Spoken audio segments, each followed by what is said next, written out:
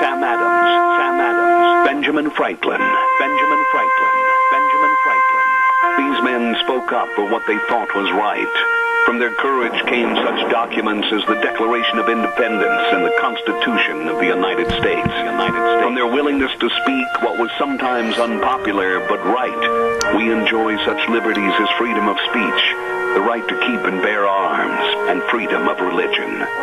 There are those who still wish to oppress our freedoms, and there are still patriots willing to stand up and defend life, liberty, and the pursuit of happiness. Men like Zeb Bell, who honor our founding fathers and what they stood for. It's now time for Zeb at the Ranch, speaking up and defending your freedoms. Brought to you by Magic Valley Les Schwab Tire Centers and all of the other great advertisers on the program. And now, Zeb Bell. I really want to thank my dear friend Doug Martin for this one, because I like this one for early morning to get you on the right path. When people bring up your past, tell them Jesus dropped the charges. Amen. Here comes Kate Smith and God Bless America, followed by Come On, Patriots, Don't Weaken on Me, Love Your Country, and the Pledge of Allegiance. And good morning to you and yours. I'm Zeb Bell, and welcome to Zeb at the Ranch on a Tuesday, November 5th. Voting day, voting day, voting day. And, of course, we thank our major sponsors. Zeb at the Ranch, of course, with Magic Valley Les Schwab Tire Centers. All 7 locations serving you with the best of safe driving tires. Stop in and see them today.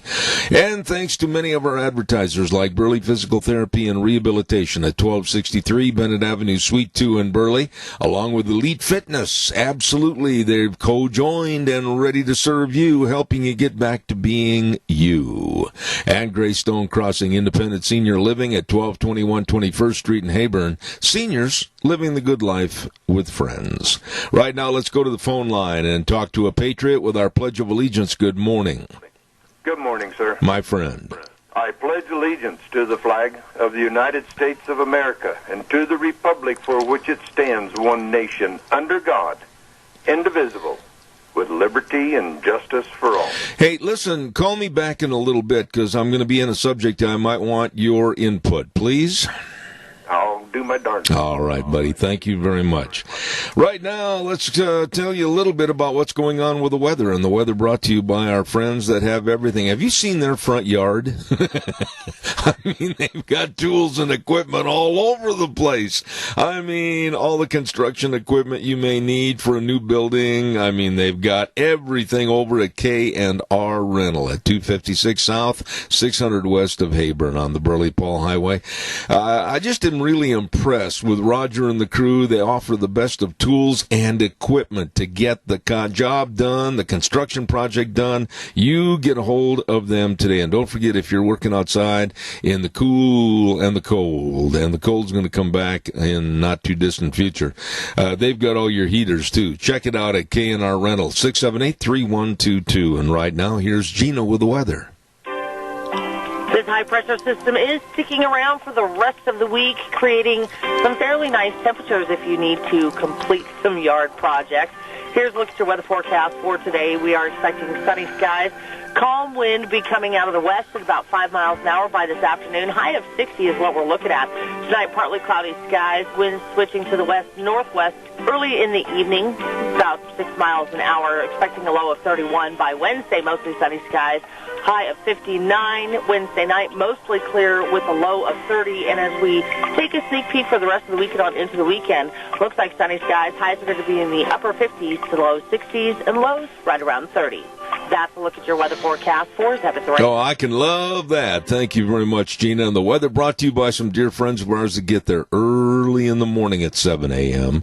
K&R Rental at 256 South, 600 West of Hayburn on the Burley-Paul Highway. With all that equipment, you can't miss them, by golly. Questions? Give them a call, 678-3122, K&R Rental. I want to remind you that Thursday is sale day at the Burley Livestock Sale Yard, 1100 Occidental Avenue in in Burley. Merv, May, Cade, Roggy, Lance, Udy at the sale that works for you. Now, here's the number for cattle consignments and sale information, 678-9411. I'll repeat, 678-9411. 10:30 sale time at the sale that works for you Thursday, Burley Livestock Sale Yard. Don't you miss it. And another great way to start the program in the morning is to talk about our friends over at Daryl's Cleaners. You know, they have been cleaning and dry cleaning all my clothes. Oh, my goodness. How long has it been, Kevin? 12, 13, 14 years? I can't remember. And, of course, they're located at 1223 Albion Avenue in Burley. And if you don't have time to do your washing, Bunky, and you've got a closet filled with dirty clothes, bag them up and take them over to Daryl's Cleaners. They'll wash, dry, fold, and iron all your clothes just like Mommy used to do. Daryl's Cleaners. 1223 Albion Avenue in Burley. Voting day. As I said, voting day. Everybody get out and vote, please. People that are running for election took the time and the effort to let you know that they were running for political office, and please go out to the polls and vote today. Real quick, caller, before I come to you, Ramsey Heating and Electric at 2600 Overland Avenue in Burley. You know, literally, they have all your heating, cooling, and electrical needs. And I tell you, there ain't nothing as bad as having your toesies hit the cold floor and noting that your furnace is not working well. Make sure it's working properly and efficiently, and they've got all your furnace filters over there at Ramsey Heating and Electric at 2600 Overland Avenue in Burley. The number to call, 678-0459, open 7:30 to 5, Monday through Friday, Ramsey Heating and Electric. Caller, good morning. You're on the air. Good morning, Zeb, and welcome to Mountain Standard Time. I love it. Yes, and it is wonderful, and where you have to get out and take care of your animals real early in the morning, this has really been a big help, hasn't it? I am a proponent and an advocate of leaving politicians leaving their hands off my wristwatch. I don't like the change. I would like to see a standardized time I don't like daylight saving time, never have, never will, and it's going to take a lot of convincing for me not to lead the charge to see it abolished. I don't know what your feelings are. If it ain't broke, don't fix it, or try to fix it. Okay. You know, okay, now, today is election day, right? Yep. I want to just bring up a point that I really fought against for years, and that is, I had a business in Burley for 38 years, but I did not live in the city. I live in the buffer zone. I could not vote. I didn't have any voice or anything, but yet I lived in Burley, and I had to abide by all the rules that everybody else does. I had to pay my power bill and sewer and everything else, but I didn't have a voice. And nobody could ever justify why we couldn't do that. What were some of the excuses that were given to you as to being a business owner and residing within the Burley area proper? Why would you not be allowed to vote, being a business owner that reported to your business every day that was in the confines of the city? Well, one weak excuse they used to use was the fact that if you own 2 or 3 businesses then you got 2 or 3 votes. No, I said only 1 vote per 1 business, and that's it. And that's too complicated. We can't do that. Well, I don't see the complication. I mean, Keith Cottom, dash. Hold on a second. Keith Cottom, dash your business or business names. There shouldn't be any big headache for anybody to realize, well, he owns this business, he owns a plumbing business, he owns a car business, etc. But he is a sole entity of those businesses. He gets 1 vote. I don't understand what the problem is. Well, they said you would want to have a vote for each place. No, that's not only stupid. it's not only stupid, it's ridiculous to even think that way. And anybody that perpetrated that idea that says, oh, well, if he has 2 businesses or 3 or 4, he's going to want 4 votes. You and I both know that's ludicrous and absolutely asinine. It should be the name of the person, and regardless of the amount of businesses he owns, for heaven's sakes, you get 1 vote. The 1 vote, or the one person that was adamant about this was the mayor at that time, and I don't need to mention names or anything because that's not fair. Well, that's why he was the mayor at one time. That's why he was the mayor at one time, Keith. Keith, listen to me a minute. That's why he was the mayor at one time. Well, okay. I'd like to see somebody else take up the fight that's a business owner. I can, just without even writing them down or anything, I can name 10 people who are business owners but don't live within the city limits. Well, I'd like to have some discussion on that, too, to see what and who and why on this. But this morning, I'm not going to spend a lot of time on this, but I tell you what, we'll pursue it at a later time because I question how it's being done. Keith, God bless you, man. Thanks. I appreciate your call. Thank you much. Yes. Thank you. Bye-bye. Hey, don't forget Denny's Restaurant at 611 North Overland and Burley, celebrating Veterans Day this next Monday, and all the veterans that served our great United States of America. Next Monday, November 11th, Denny's will buy your breakfast. Listen to me, vets. Build your Grand Slam breakfast. Cost for $8. This will last from 5 a.m. to noon on Monday, and it's for all veterans, active and inactive, and return military personnel.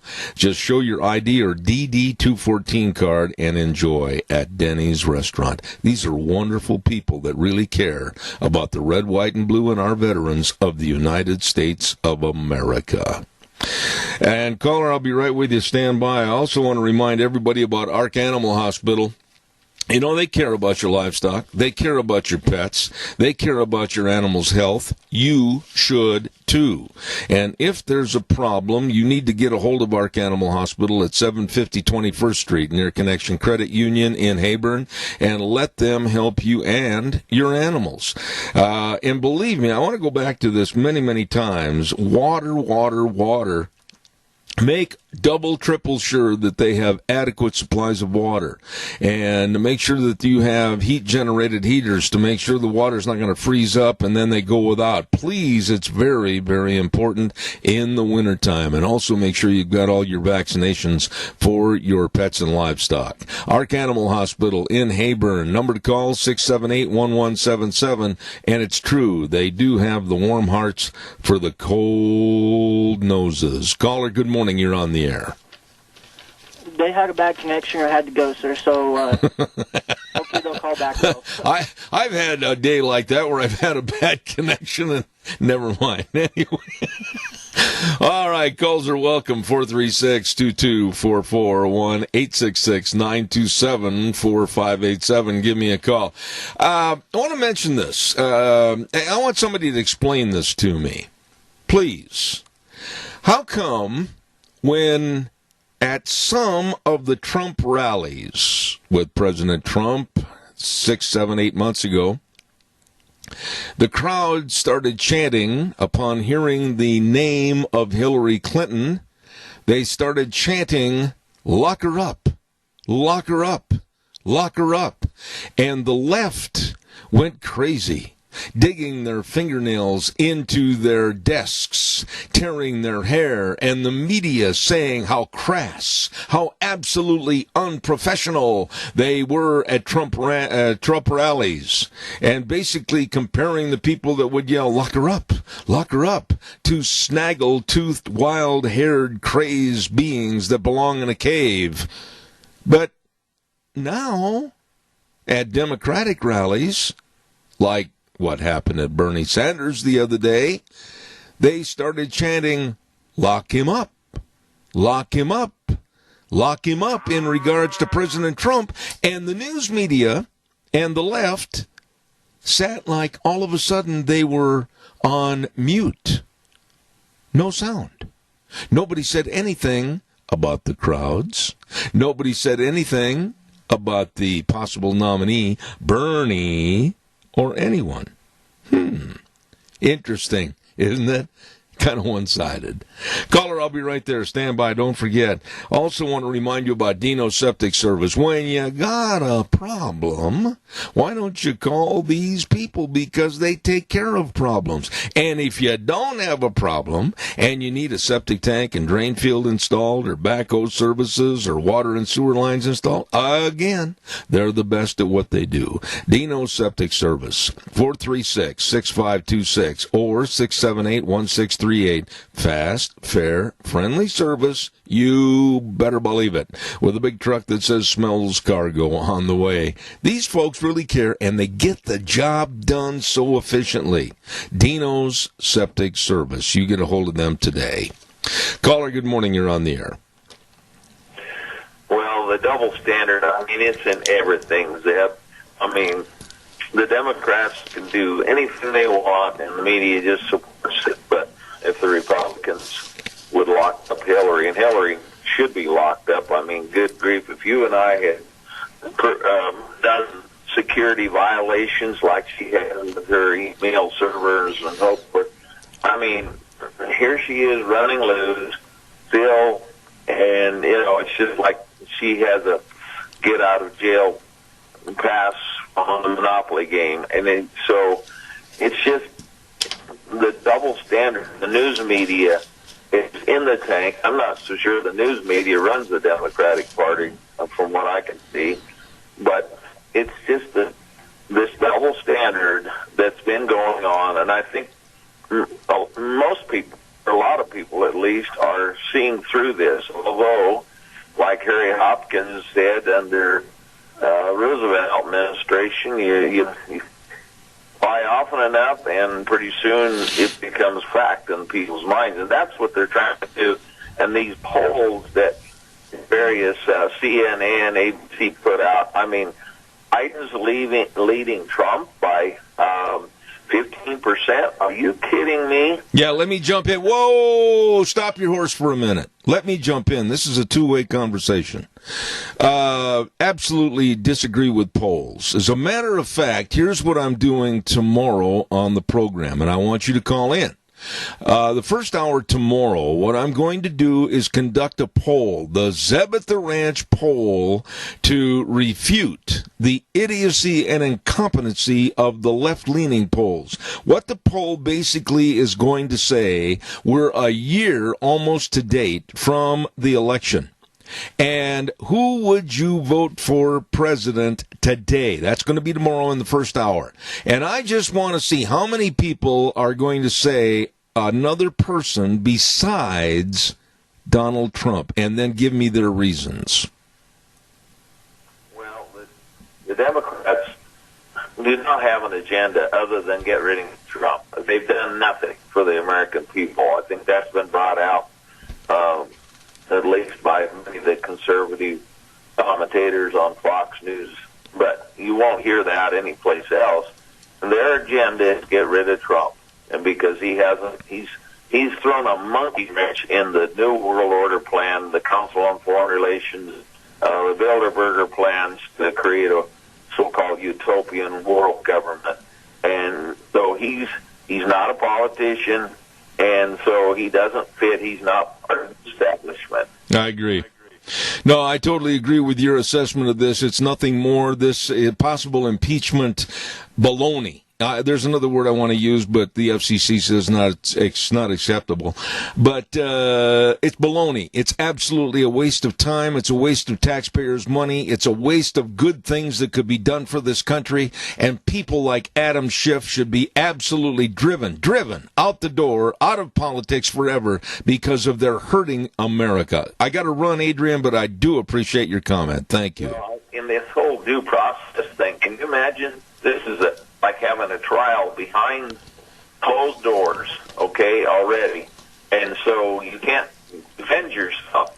Can you imagine that in America? But that's what's going on. But we need to wake up because this is coming down the road to all of us if we don't stop stop this nonsense. Thanks a lot, Zeb. Have a great day. Totally agree. Thank you very much, sir. Appreciate your call. Hey, by the way, don't forget to let your house welcome you home with a perfect temperature. The iComfort Wi-Fi thermostat from Lennox, featuring remote control access so you can adjust your home's temperature from anywhere, any place.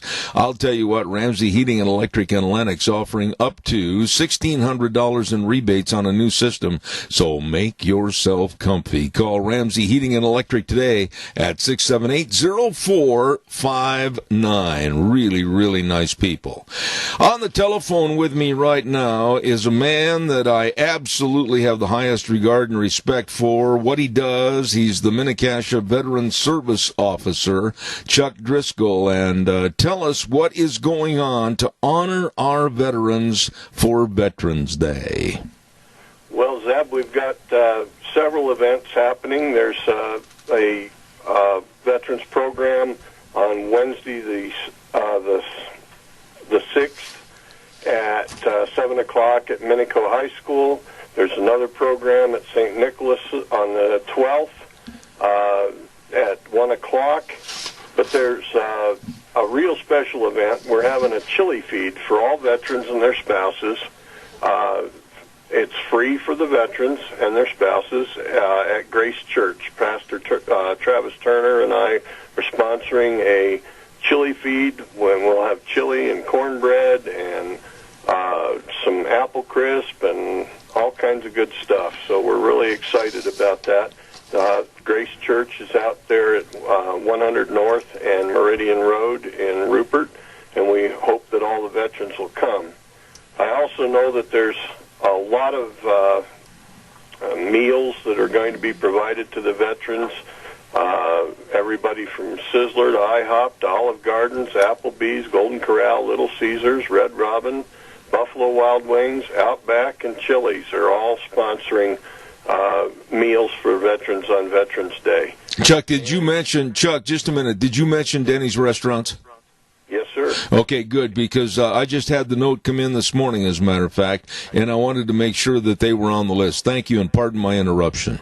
No problem. And the other thing that if a veteran wants to go to the national parks, they're free for veterans on November 11th, Veterans Day. You know, Chuck, I want to ask you something. I don't know if you heard the program or not yesterday, but I guess the person that called me after the program and called me an elitist, called me arrogant, and called me ego-centered, and I kind of chuckled and said, well, you know me pretty well. But it was all in regards to yesterday. I said how proud I am to be an American. How proud I am to have been born in the greatest country in the world, under the banner of the red, white, and blue, our flag of the United States of America. And for some insane reason, some people took that, and one person called and said, basically, that's kind of a sign of bigotry and feeling like we're holier than thou. No, it's not. I look at this country like I am absolutely so proud, so much in awe of what has been given to me by our forefathers. How do you feel? Do you think I'm way off base, or what are your thoughts? No, I feel that hundreds of thousands have spilled their blood for this country, and we need to be proud of it. And I'm just grateful that I'm a member of this country as well. I wanted to mention one other event, and that's strictly for veterans in Albion. We're having a spaghetti feed on the night of the 12th at the Grange Hall, and we're inviting all veterans that are members of the American Legion or who want to be members of the American Legion in Albion to come. A free spaghetti dinner. So. All right. Well, Chuck, you do so much for the veterans, and of course, this gentleman is the Mini-Cassia Veteran Service Officer, Chuck Driscoll. I extend you a big thank you, and I want to urge everybody to be in attendance of these various events that you talked about. But when you see a vet, shake a hand on a vet, and just tell them how much we're proud of them. I appreciate it. Chuck, God bless you, man. Thanks so much. Thanks, Zeb. Have a good day. Yes, sir. Thank you. You know what I was talking to Chuck about just a minute ago? I was so enraged yesterday on the air in the first hour. And somebody said, well, are you going to get on the air and issue an apology? And I said, no, never going to happen, not on this program. I don't apologize for being a proud American. I don't apologize for saying this is the greatest country in the world. I don't apologize for my feelings, very emotional feelings, about this great country and what it's afforded me, and watching and seeing that beautiful red, white, and blue flag. I don't apologize. This is the greatest country in the world, and I'm proud to be an American. I am not a globalist. I don't want to be a globalist. I'm not ever going to treat any country as good as mine, because they're not. Bottom line. End of story. Good morning, caller. Good morning, sir. To touch on the patriotism, I feel being born here in the U.S. to be American citizen, I have won the lottery. Because I could have been born in any other country in the world. And can you imagine being like in Venezuela or Cuba or China, where if you speak out and say, have free speech, they will put you in prison or you disappear. Why is it, and this is complete lunacy to me, why is it that today, more so than at any other time in our history, we are basically being coerced to say, oh, well, we're not as good as Pakistan. We're not as good as Taiwan. We're not as good as maybe Brazil or Venezuela. Why, we're all the same. We're all globalists and we're all wrapped up together. The hell with that, Doug. We are not. This is the greatest country in the world, and I'll stand up and defend that. Exactly. I mean, you love your family, you protect your family, and you think your family, and you will do anything to protect them, and you think they're a great family. It's asinine to think that you would not be proud of a country you live in. There are people in Mexico who are proud of being in Mexico. I mean, what is wrong with pride?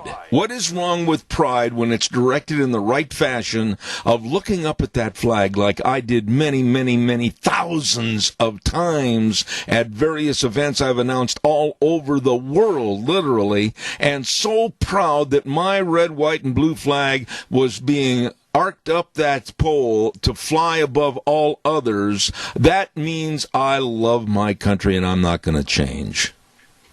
Very true. And I hang a flag outside of my building every morning. I put it out while I'm here, and I take it down every night. You want to get to some brass tacks on this. And the guy that called yesterday made me, honestly, I was mad. I make no apologies for that. But when nationalism, that's bad. No, I'm proud to be a white nationalist, and I'll go toe-to-toe with some of these absolute small minds that are writing op-eds for the Times News and other newspapers. I am extremely proud to be a nationalist and proud of my country. But have you ever noticed what happened yesterday? And there was a great salute for a team that has the name Nationals. The Washington Nationals just won the World Series, and their name came about because they were representing, supposedly, the nation. America. They're representing D.C., where us Americans are supposed to be represented, but I think we have a lot of people back there have more self-interest than they do the people they're supposed to serve.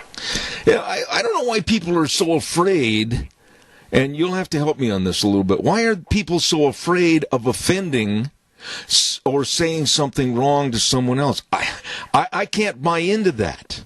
I'm on a public opinion program. I'm going to give you my opinion. Whether you like me or not, I really don't care, because the world still goes on. The sun's going to come up tomorrow morning. But I'm going to be honest in my appraisal, and I'm certainly not going to put any other country ahead of mine.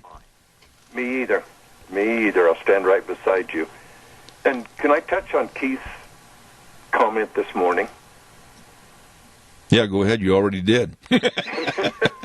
Anyway, I own a business in Hayburn, and I do not live in the city limits of Hayburn, and I have talked to the mayor here, why can't I have a say-so in what goes on in the city? Why can't I have a say-so on policies you guys want to enact? Because I have to pay the price, but I don't have a say-so. And what they tell, one person, one vote.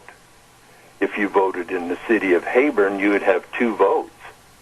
I said, no, I'd have 1 vote. I don't understand the reasoning if a businessman like, I know, let's go back to Keith where he lives and resides and has the business, same for you, why that business owner where rules, regulatory means and methods and laws, whatever might affect him or his business and his family, why there is no allowance for a vote. It doesn't make sense to me. It doesn't me either, and I've argued with the city a lot. But they put their foot down. They say, no, one person, one vote. And I says, I don't buy that. And so I also suggested to the city then, I says, why don't you have a picnic in the summertime? Get all the city officials, all the employees for the city, get them together, and invite all of the businesses and the business owners, invite them down so we can talk to you guys and get some dialogue going. Yeah. We can't do that. It's illegal. We can't host a picnic for businesses. That was my answer. Well, just make it an open potluck. And when I say the words potluck, I really underline them. Very, very true, my friend. Okay. Got to run. Thanks, Doug. You know, and the city of Hayburn, they are becoming a resident city. They are building apartments. They're building 4 apartments on a city lot, just one lot. There's 4 dwellings. And they think they can get rich off of residents when it's businesses that will make a city. Yeah. By the way, I've got to ask you this. Did you happen to watch last night, Monday Night Football? No, sir, I didn't. I got to tell you, it was one of the most weird things I've seen in a long time. All of a sudden, during the game, a black cat ran out onto the field and would not leave. Now, I'm not talking about a little bitty kitty cat. I'm talking about a cat that looked like he was a macho cat and related to a panther. This black cat had muscles where a lot of cats don't have places, and he was baring his teeth and standing there belligerent until finally they got enough people to chase him and chase him and chase him, and he found an exit. But I will guarantee you, this was not an ordinary cat. They showed a close-up of that cat before the cameraman ran away, and this cat was just trotting, like, I'm coming to get you, I'm coming to eat you, and you can't do a thing about it. It stopped the whole game. Holy cow, that's... Well, I remember in the 60s and 70s it was streakers, but now it's a cat. It was a big black cat, and I didn't notice any of these macho 300-plus pounder linemen going after the cat either, I'll tell you that. Or defensive back. You got it. Thanks, Doug. Appreciate it. That's funny. So, hey, everybody, let's do what we can for our senior centers. Let's support them. Let's donate to them.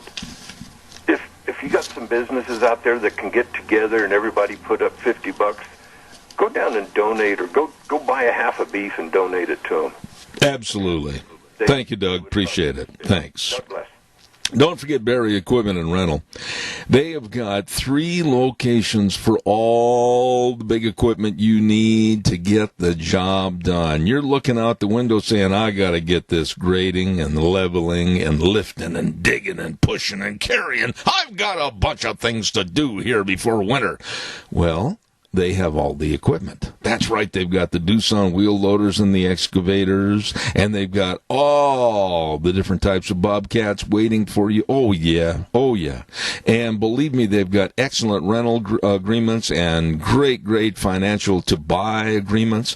You better stop over and check it out today. Barry Equipment and Rental, 159 West Highway 30 in Burley, 465 Addison Avenue West in Twin, and the Nampa location for the best, Barry Equipment and Rental. Calls are welcome and appreciated, and holy smokes.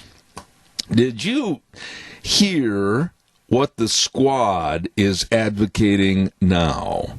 Now, a little backup here.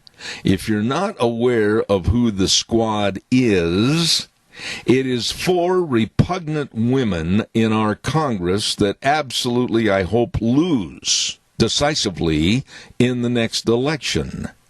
The squad consists of women like Ilhan Omar, Ms. Presley, Tlaib, and Alexandria Ocasio-Cortez. They want, and they're advocating, caller, I'll be right with you, don't go away. They're wanting and advocating that America changes the voting age to 16. 16! Parents, look at your 16-year-old tonight when they come home from school, and they haven't got a clue what's going on. Most, I'd say 95%, and they don't care, and they shouldn't because they're kids. They're kids.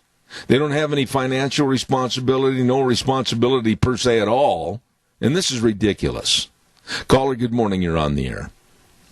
Yeah, on that point right there, I'd like to say that they have a lot in common with 16-year-olds. The reason I called was I want to kind of point out the big right now.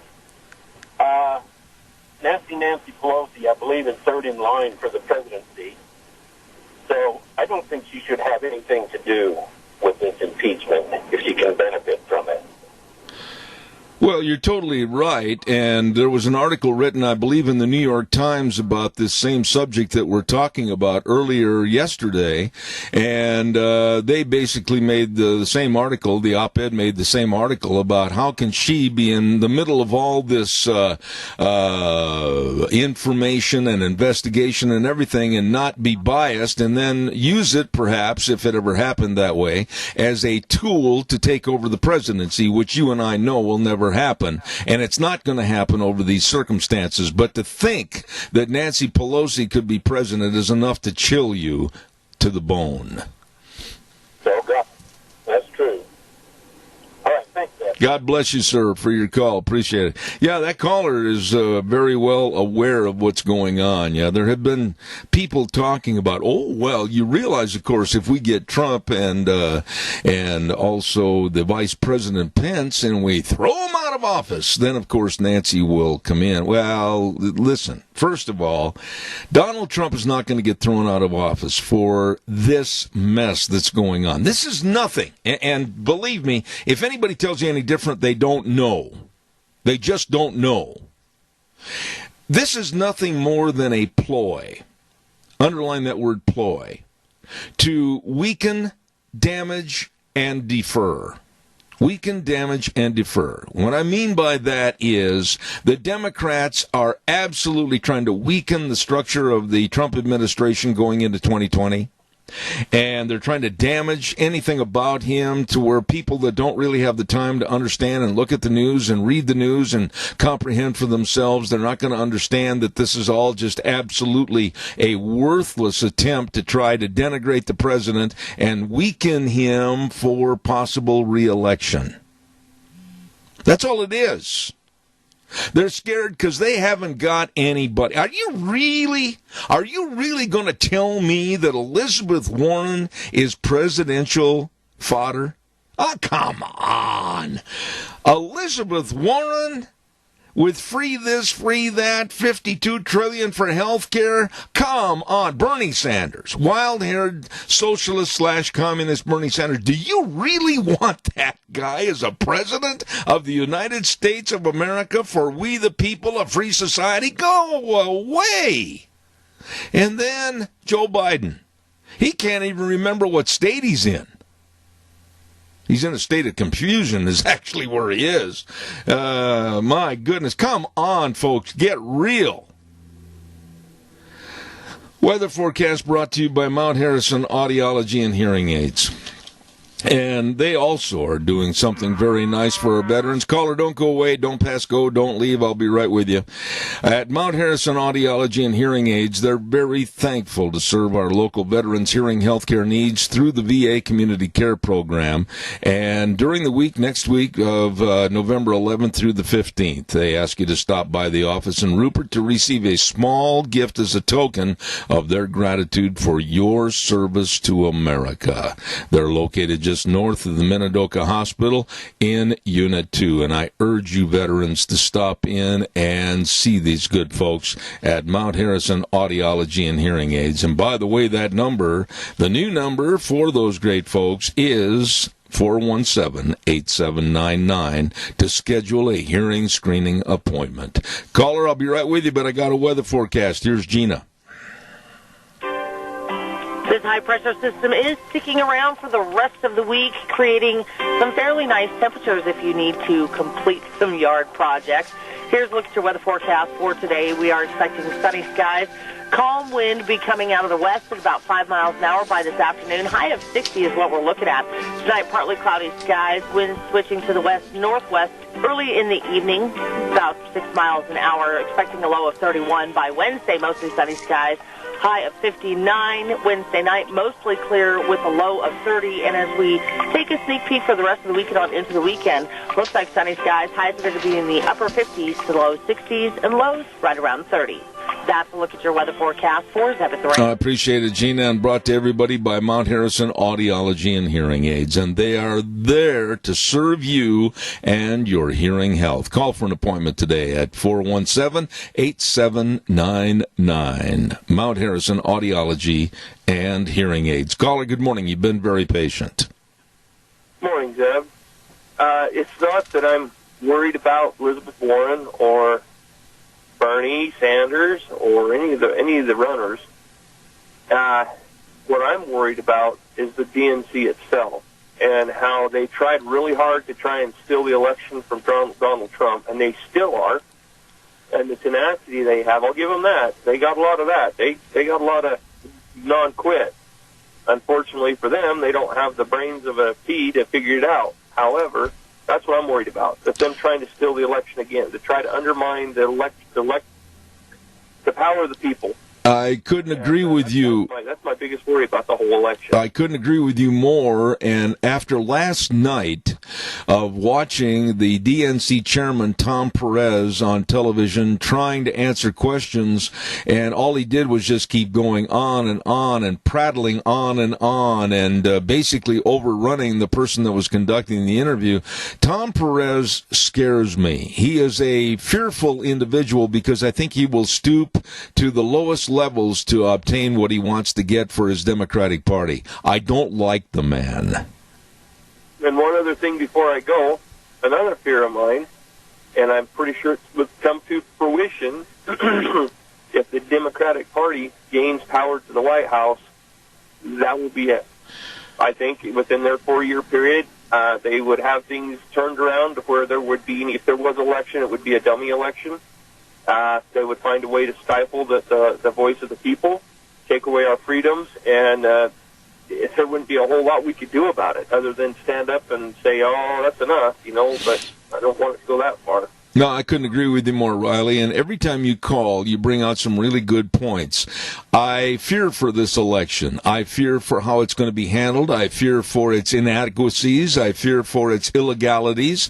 I fear for the Democrats doing or providing something that's going to come in their favor in huge numbers. I couldn't agree with you more, my friend. Thank you for your call. Yep, have a good one. All right, buddy. Thank you. Calls welcome, 436-2244,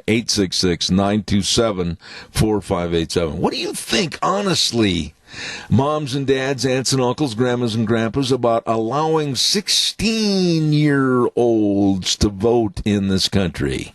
And when I thought about this last night, I thought, wow, we're going to allow 16-year-olds with no responsibility whatsoever, living at home with mom and dad, and they can't go buy a firearm until they're 21, and we're going to allow them to shape and mold and change and transform through the power of a vote, the United States of America. You know why the Democrats are doing this. Come on. I know you're ahead of me on this.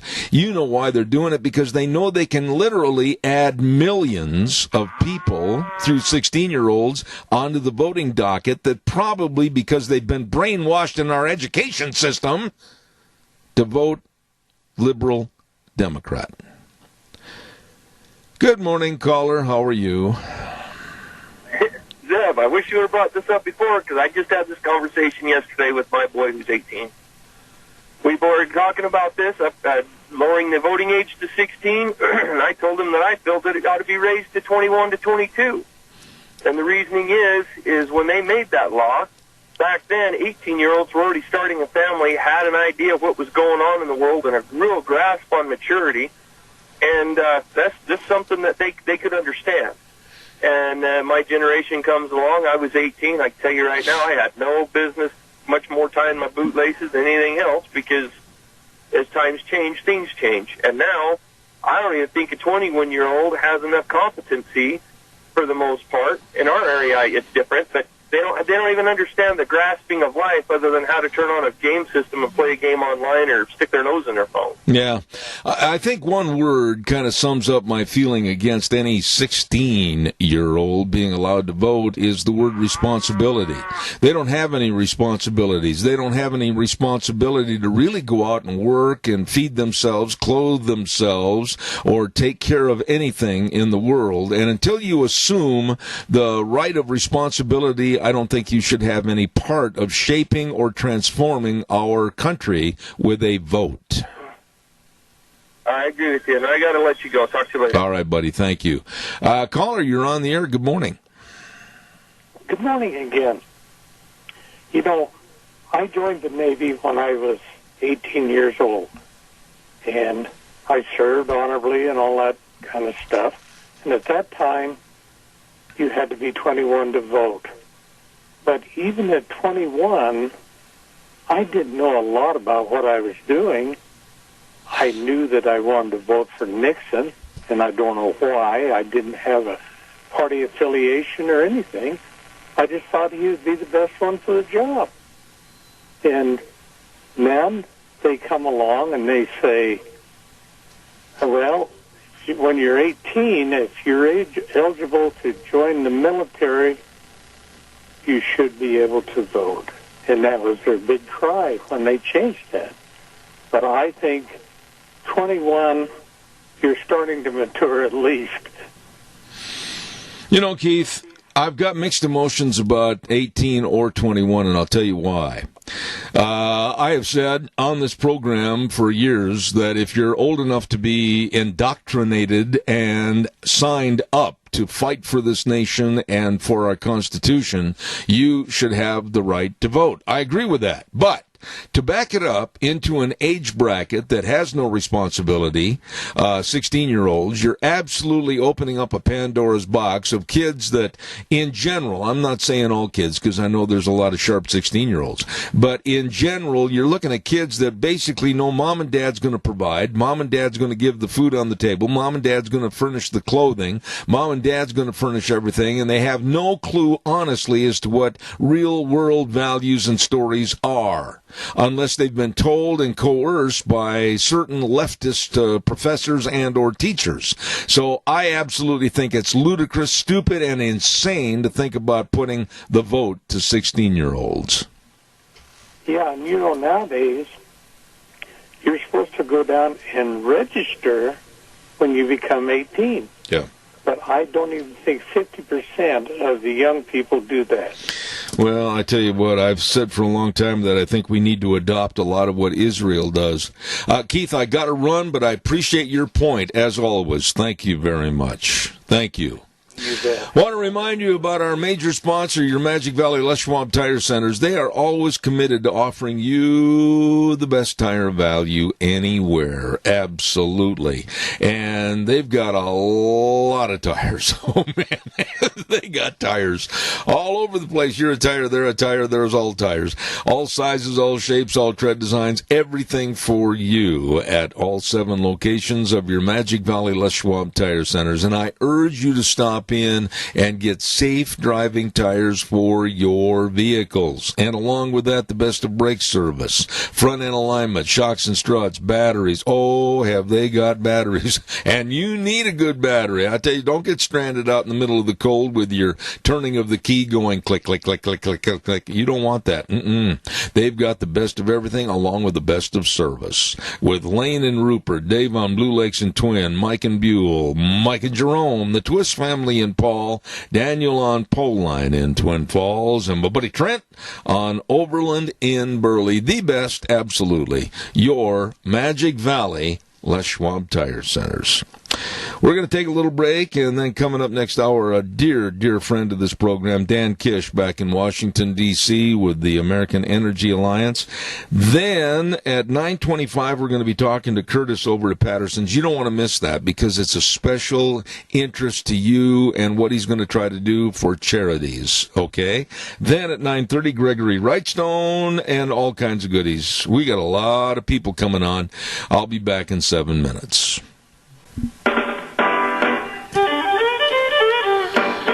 Oh, my. Welcome back to Zeb at the Ranch. And, of course, this is Tuesday, November 5th, voting day. Get to the polls and vote, please. Zeb at the Ranch brought to you by our major sponsor, your Magic Valley Les Schwab Tire Centers. All 7 locations serving you absolutely in the best of tires, front end alignment, shocks and struts, batteries, all of this and more at all 7 locations. And our thanks also to Burley Physical Therapy and Rehabilitation at 1263 Bennett Avenue, Suite 2 in Burley, helping you get back to being you. And lastly, Greystone Crossing Independent Senior Living, 1221 21st Street in Hayburn. Seniors living the good life with friends. Right now, Wheels, old buddy, please tell us about Western Waste Services. From the canyons of the Snake River and all across southern Idaho, we're all at the Georgia struggle. Western Waste Services, we care about our community, our resources, and this free land. Western Waste Services is lending a hand, always at Georgia struggle. Western Waste Services. Oh, my goodness, you need a dumpster, Bunky? Well, you're cleaning out the garage, you're cleaning out the basement, you're cleaning out my office. Better get 2 of them. Anyway, call Western Waste Services and ask them to drop off a dumpster. You fill it up, call them, they'll come and get it. Absolutely, Western Waste Services, living up to their title that says, always at your disposal.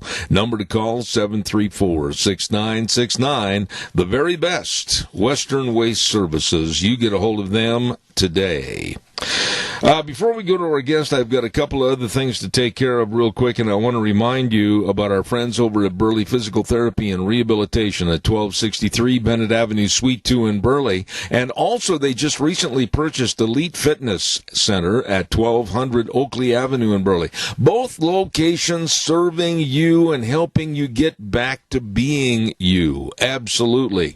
When it comes to physical therapy, don't forget Nick Greenwell and all of his excellent, highly trained physical therapists there to serve you, help you get over the aching and the painin and recoup from surgery and accidents. Number to call, make an appointment, 678-1191. They're located at Burley Physical Therapy and Rehabilitation, 1263 Bennett Avenue, Suite 2 in Burley. Really nice people. Last but not least, I want to remind you about our dear friend, and he has been with us for a long time on this program, along with his family and his staff, and that's Hanson Mortuary at 710 6th Street in Rupert. Joel Heward, his family and staff serving you and your family at a very tough time when there's the passing of a loved one, and they always provide the families they serve with the best possible support and comfort, and upholding the highest ethical standards and unquestioned integrity.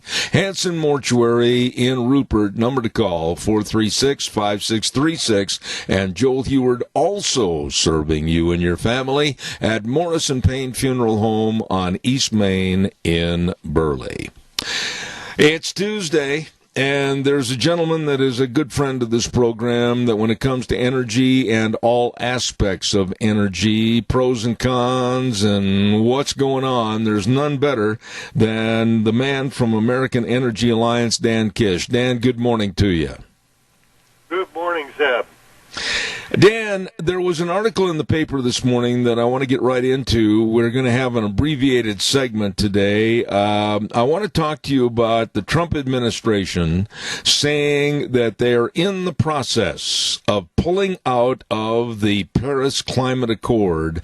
I totally applaud them. I totally say kudos to them, because that Paris Climate Accord was nothing more, in my opinion, than just a way to wrap the United States, tie the United States, and secure that the United States could devolve itself into a third world country. Do you agree or disagree?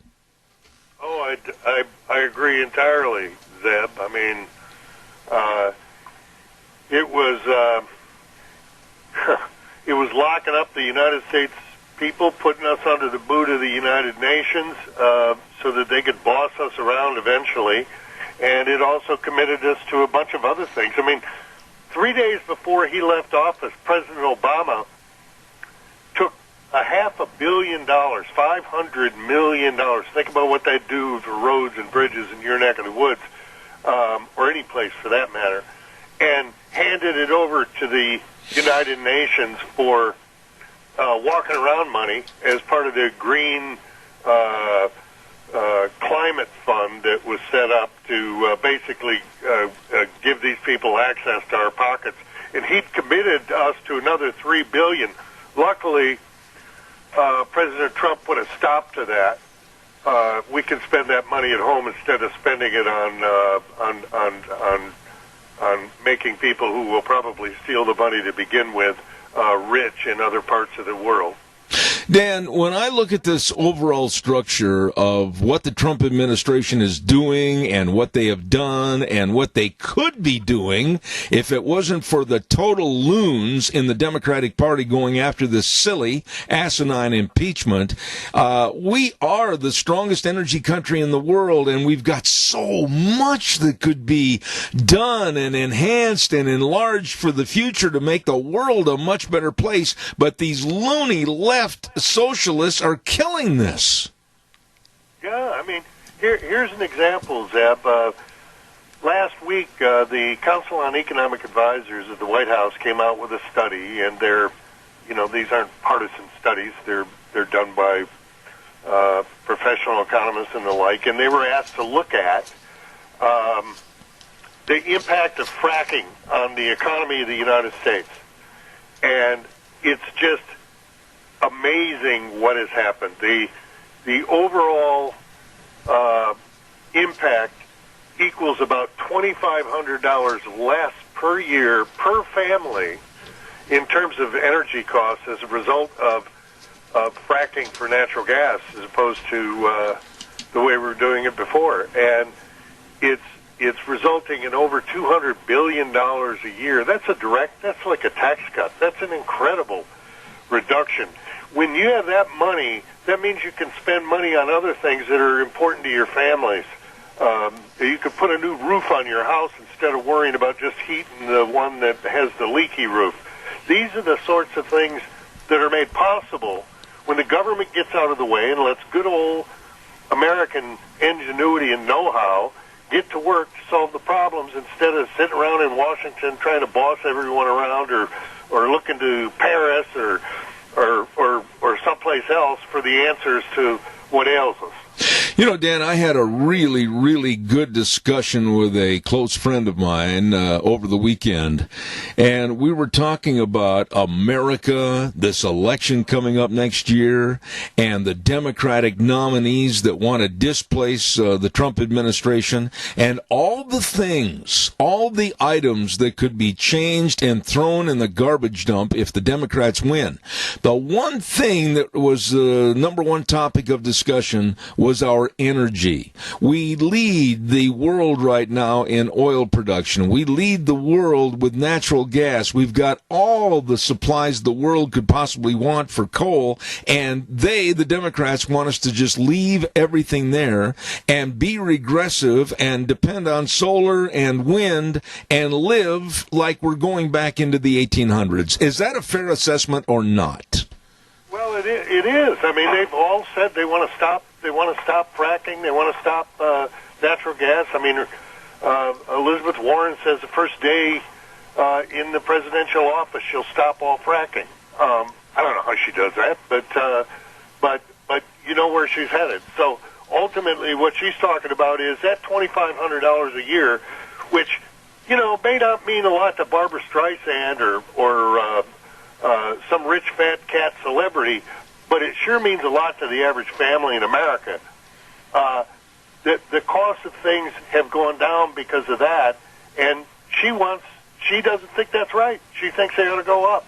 And I don't know how else you draw any other conclusion, because, when we have more energy, we have more energy. When we have less energy, we're weaker. That's just the way it works. I mean, you ever go to the doctor and say, "Doctor, I got way too much energy. Do something about it." No. We go to the doctor because we don't have enough energy. We don't feel well. Absolutely. We're petered out.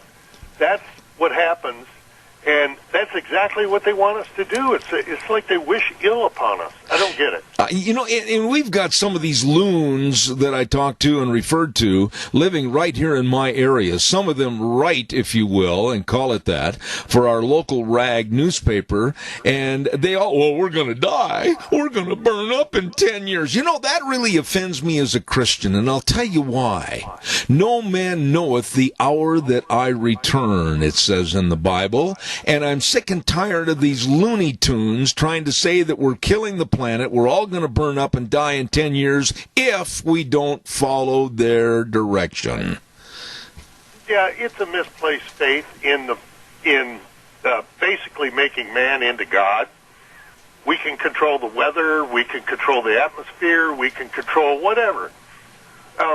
It's the most vain thing I've ever seen, but it's evidence of a departure from an adherence to a belief in a higher being, higher power, God.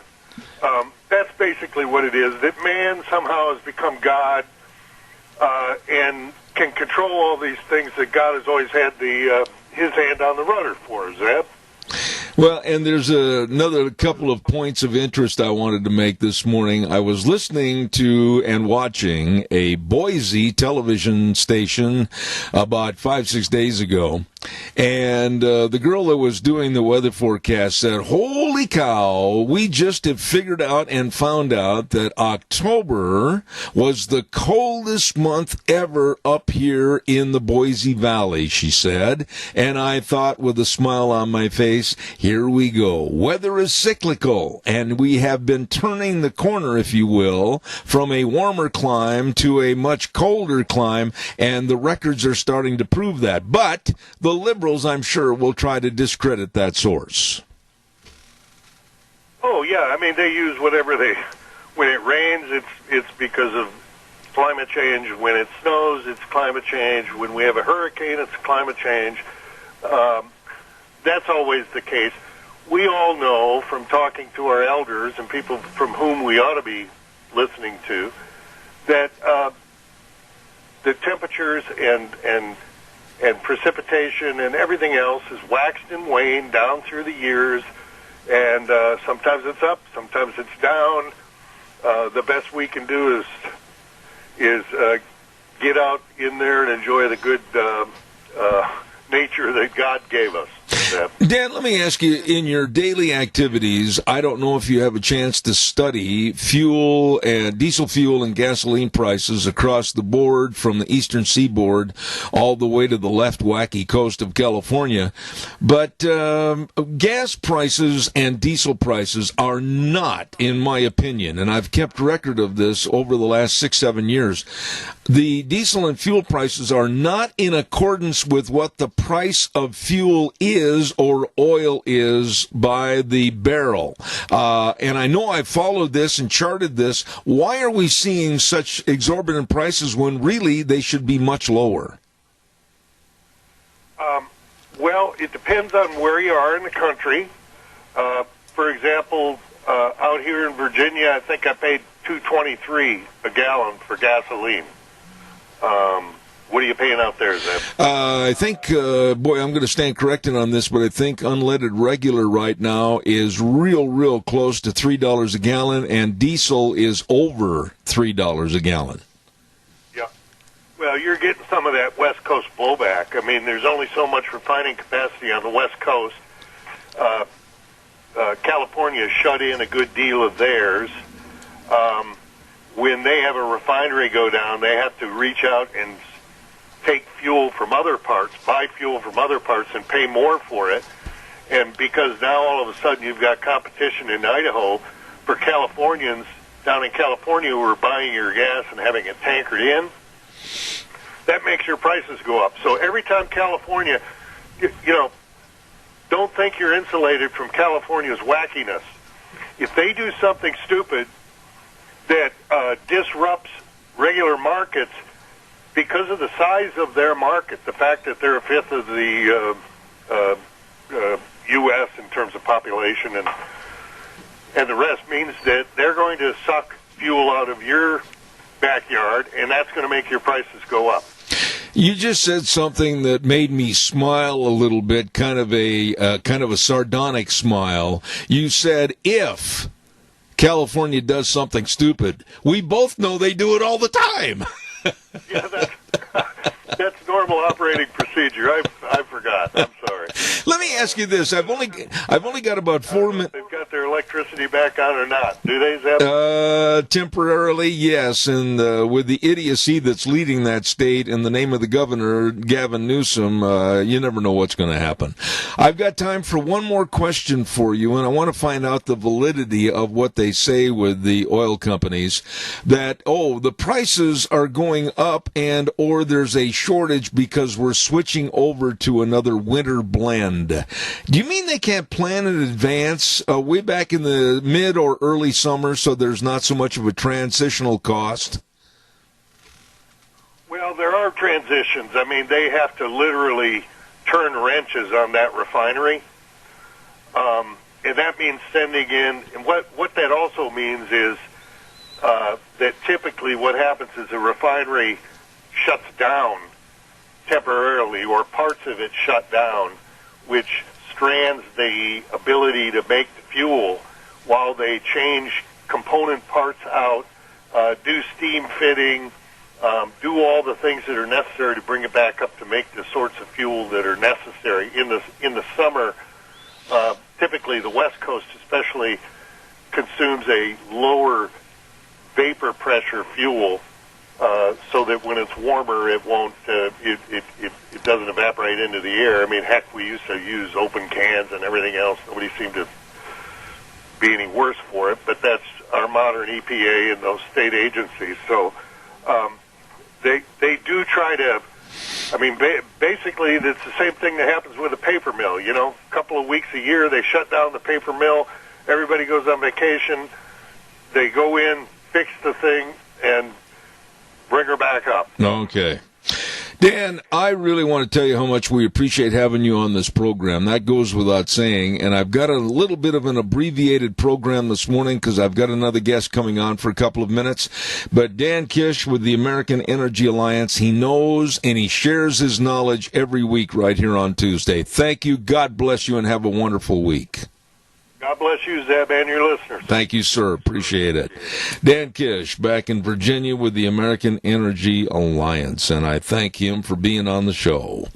Want to remind you about our friends at Lennox. Oh, my goodness sakes, along with Ramsey Heating and Electric, and they offer the iComfort Wi-Fi thermostat. Oh, boy, you can, with remote control access, control your home's temperature from anywhere, anytime. Ho, ho! Right now, Ramsey Heating and Electric and Lennox offering up to $1,600 in rebates on a new home comfort system. So get comfy. Call Ramsey Heating and Electric today at 678-0459. One other good word, and we're going to go to our next guest, and I want to remind you about all the fun that you can have by stopping over to Let's Ride. Oh, yes, Let's Ride, 270 Highway 24 between Rupert and the World. They're open Monday through Friday, 9 to 6, Saturdays, 9 to 4, and, you know, they've got the showroom is just chock full of four-wheelers and side-by-sides, and now also snowmobiles and snow bikes. Holy moly, they're looking for the change of season and all that white dandruff on the ground, you can have a lot of fun. They've got all the snowmobiles, snow bikes for you. Stop over, and don't forget this week on November 9th, they're going to have a special open house too. Food, door prizes, everything at Let's Ride. 270 Highway 24 between Rupert and the World. Yep, it's true, where the fun is sold. Let's ride. Right now, we're going to go to the phone line, and a friend to this program as an advertiser, and I think he's got a phenomenal idea to help people in this area, and especially certain charities. We're going to be talking to Curtis right now over at Patterson's at 421 East Main in Burley. Curtis, how are you, sir? You know, I'm doing awesome, Zeb. Appreciate you asking, and hoping you're having an awesome day, too. Every day that a guy gets out of bed and gets the kinks out and stands up is a great day, let me tell you. I agree with you. Hey, Curtis, you're doing something really special. I think it's a great, great idea over at Patterson's.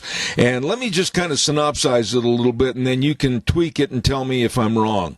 When people go into Patterson's at 421 East Main, your electronics headquarters, then purchase an item and tell the people there at the store what their favorite charity is.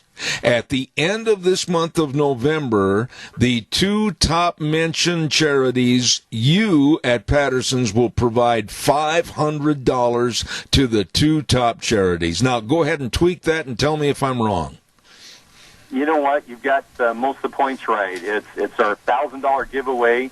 People come in and spend money at Patterson's, and we appreciate their business. And anyway, as they do that, if they'll let the staff there know what their favorite charity is at the right before Thanksgiving, like the 25th or 6th, we're going to take the tally of the two top charities and give those two charities $500 apiece. It's something. You know, we give money to different things, and I just thought, you know what, instead of me deciding what the charities are, let's have the people of the area choose what the charities are, and because there might be some that I don't know about and whatnot, and you know, let's give back to the community. Something that we're all about is helping other people and helping our community, because goodness, there's lots of opportunities to share and help charities, and we want to, you know, do our part to help charities in the area. I love it. I think it's a phenomenal idea. Now, I want you to give your own commercial right here, and I want you to tell everybody what is available at Patterson's. I think the list goes on, but give us an abbreviated list if you would. Okay, anything audio and video for cars, homes, and businesses. That includes multi-room audio, theater systems, camera systems, automation, networking, certainly if people want to get state-of-the-art toys for their vehicles and their homes, we can be the source for them. More often than not, we're going to have the parts in stock, and if we don't, we've got relationships with the vendors directly so that we can offer great pricing for the neighborhood and the area, help people get great values for the products that they buy. Absolutely, and the key here is if perhaps you go in and buy an item at Patterson's and you weren't asked about what your favorite charity is, just speak right up and tell you, right? That's absolutely right. Now, because this has been going on for a week now or so, what I want to enable people is if you've bought something in the last week or so from Patterson's, bring your receipt in, tell us who the charity is that you want to give the money to, and that will count towards that charity. Absolutely. I'm telling you, folks, this is a great, great idea. People helping other people, and all you need to do is just stop and shop at Patterson's 421 East Main in Burley.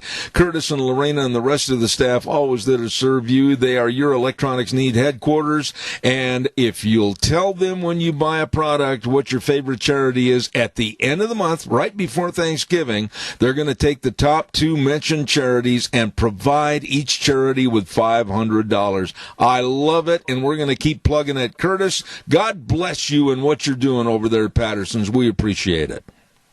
Well, I appreciate your input and plug, and you just have an awesome day, and thanks again, Zeb. Oh, God bless you, man. Thank you so much. Appreciate it. You bet. God bless America. We'll see you. Thank you. I think this is a wonderful idea. Fantastic idea over at Patterson's. Thank you. Come on, support him, please. I appreciate that. Real quick, before we go to our next guest, I want to remind you about Cameron and Siemens Insurance, life insurance, health insurance, retirement planning, employee benefits, all of this, and so much more. They really are devoted to serving others and want to make sure that you're covered, your family, your business, your home, everything. I'll tell you what, they absolutely want to take care of you. Please get a hold of them today. Life insurance, health insurance, things that we overlook, they can help, they will help. At Cameron and Siemens, Highway 24 in Rupert. The number to call, 436-4424. Right now, we're going to go to the phone line, and one of my favorite guests on this program, Mr. Gregory Wrightstone. Sir, how are you? Oh, really good. Fighting a cold, we'll soldier on through it, so we're doing good. Glad to be back on with you, Zach. Well, it's our pleasure, and I want to talk to you a little bit about an enemy, supposedly, that the left, the loons on the left and the Democrats say, oh boy, we've got to get rid of CO2, levels are too high, etc. In your book, you address this, and I have a copy of your book in my hand right now that's all dog-eared and highlighted and everything. Explain to me why all of a sudden CO2 is such a dangerous and dastardly villain. Oh, yeah, that's a bunch of poppycock right there. Well, you know that. I'm a big proponent of CO2, and I got my eye. Excuse me, as I'm starting to cough here with this. Just forgive me. No, that's all right. I'm so sorry, Pat. We'll just soldier on through here. But yeah, there was just a report that came out. National Geographic covered it, about an Earth that was thriving and prospering and vegetation just increasing to beat the band. If you and what they did, National Geographic turned it around. Zeb, I'm afraid this is really bad. I understand. I may have to go here because I'm just not. No, I understand. I'll tell you what. If we could, we'll reschedule. Or we could just soldier on. Maybe it's past here, so let's go. Okay. Give it a go at it. All right, go ahead. Yeah, this new report just talked about how the Earth and vegetation on the Earth is just booming. And this report, though, of course, the alarmists at National Geographic couldn't let that go. They said that because of this increased vegetation growth, that the Earth would be experiencing worldwide shortages of water, because all these plants would be using so much water. I mean, any rational person would take a look at this and say, wow, that's a really good thing. The Earth and its plants are thriving and prospering, and it's just crazy. They've got to take, no matter what it is, how good the information is, they have to spin it and turn it into something awful. And that's what they did with this. And we see that increased CO2 leads to CO2 fertilization effect. In other words, in the process of photosynthesis, of course, the plants use water, CO2, and sunlight to create the mass of the plant. And increasing CO2, we look at this, and laboratory studies have shown that a 300 part per million increase, we're at 400 now, 300 part per million increase would lead to almost a 50% increase in crop growth. And that's a really, really good thing. Absolutely. So we see, increasing the CO2 is hugely beneficial for the Earth's, its ecosystems, and humanity. And actually, the 400 part per million that we're at right now is dwarfed throughout Earth's history. If you look back through Earth's history, we averaged 2,600 parts per million, 6.5 times what the average is today. And so, if we look at that as a geologist, I look at that, and I see that we actually don't have too much CO2. We don't have enough. Mm-hmm. We're actually CO2 impoverished. You know, Greg, I got to tell you that if somebody does not have your book, Inconvenient Facts, the science that Al Gore doesn't want you to know, it's an absolutely excellent, easy to read, easy to follow book. But one thing that always gripes me, and we've got some of the local loons that think they're climatologists and meteorologists that write sometimes op-eds, and they say, well, 97% of scientists in the world agree that we're having global warming / climate change, and they denigrate people like you and I and say that we're basically snaggletooth with frizzy hair living in a cave someplace. It's not really true about their percentages of scientists that totally agree, is it? Oh, not at all. In fact, if we look, I just testified last week in Harrisburg, Pennsylvania, before the Pennsylvania House Energy Committee, and one of the people who testified with me was David Legates, Dr. Legates, a professor of climatology at the University of Delaware, and he had a definitive takedown of that 97%, and looked at, actually, the fellow that wrote this was a fellow by the name of John Cook, and he really massaged the data to come up with that 97%. David took a look at the same data and concluded that less than 1%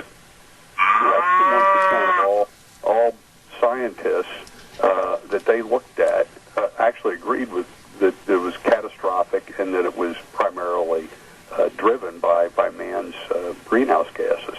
But another fellow that testified for an environmentalist group, he compared Dr. Legates, me, and others that were testifying that were skeptics. He compared us to Holocaust deniers, people that believe that African Americans are inferior, people that believe that cigarette smoking is good for you, and he went on and on. It was just outrageous. Things he called us. And I guess if you can't fight it with facts, you have to fight it with ad hominem attacks, and that's exactly what he did there. Absolutely. We have a caller with a question and a comment. Caller, quickly, you're on the air, please. Well, we all know who Greta Thunberg is. She spoke at the United Nations. She somehow made her way to the United Nations in America, and now she's trying to figure out a way to get back without flying. And she somehow posted some sort of request for help or something. And, you know, I guess she could swim, but it's so hysterical. And what the young people who believe this, you know, they have to wonder why even live? Why even do this? I mean, you know, they're talking about killing their children in the womb because it's unhealthy for the earth. Well, hell, I suppose if you think you're bad for the earth, I guess the environmentalists, maybe you ought to just consider doing away with yourself, I suppose, huh? I mean, what the hell? I'll hang up. Respond to the caller, please, Greg, if you would. Yeah. Well, no, he's right. It's pretty funny with this Greta Thunberg. She won't fly because it adds to her carbon footprint. So she came over to the United States on a racing yacht that was made of carbon fiber, which was based on petroleum products that she wants to ban.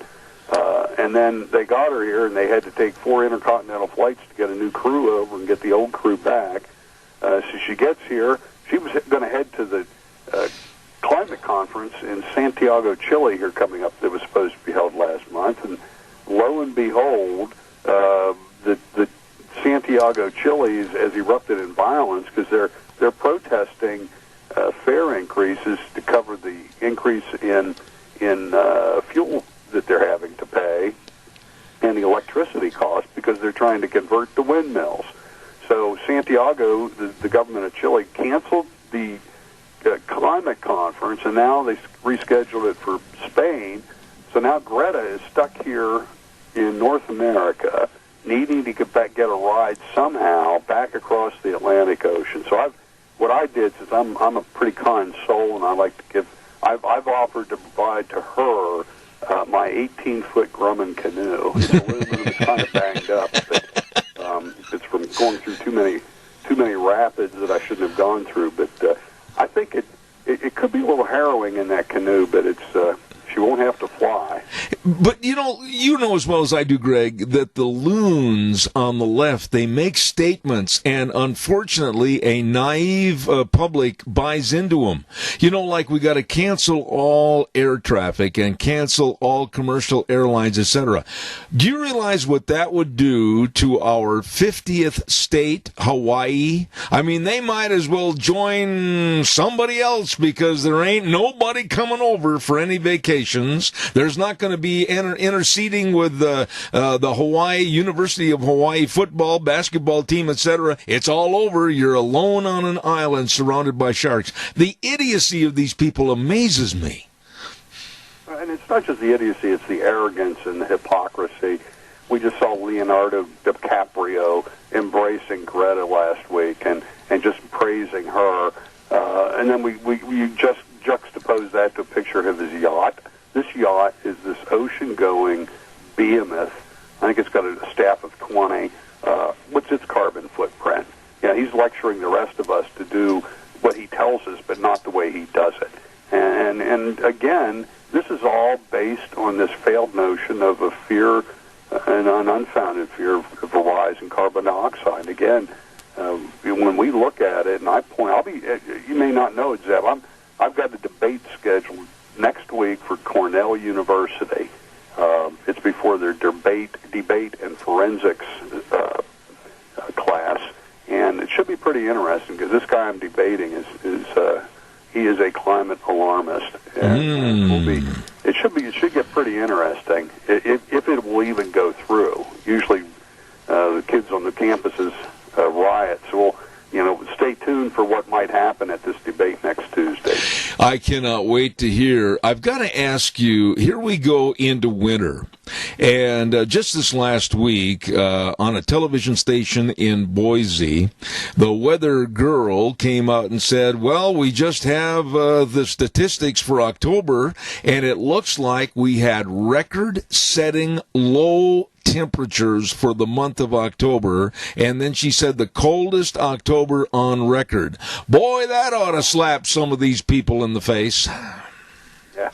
Well, now, Zeb, there you go again. It's, as well as I do, according to the climate alarmists, that if it's unusually cold, well, that's weather. And if it's unusually hot, well, that's climate. But I got to tell you, I looked at the weather map for next week and the weather chart for Ithaca, New York, where I'm headed.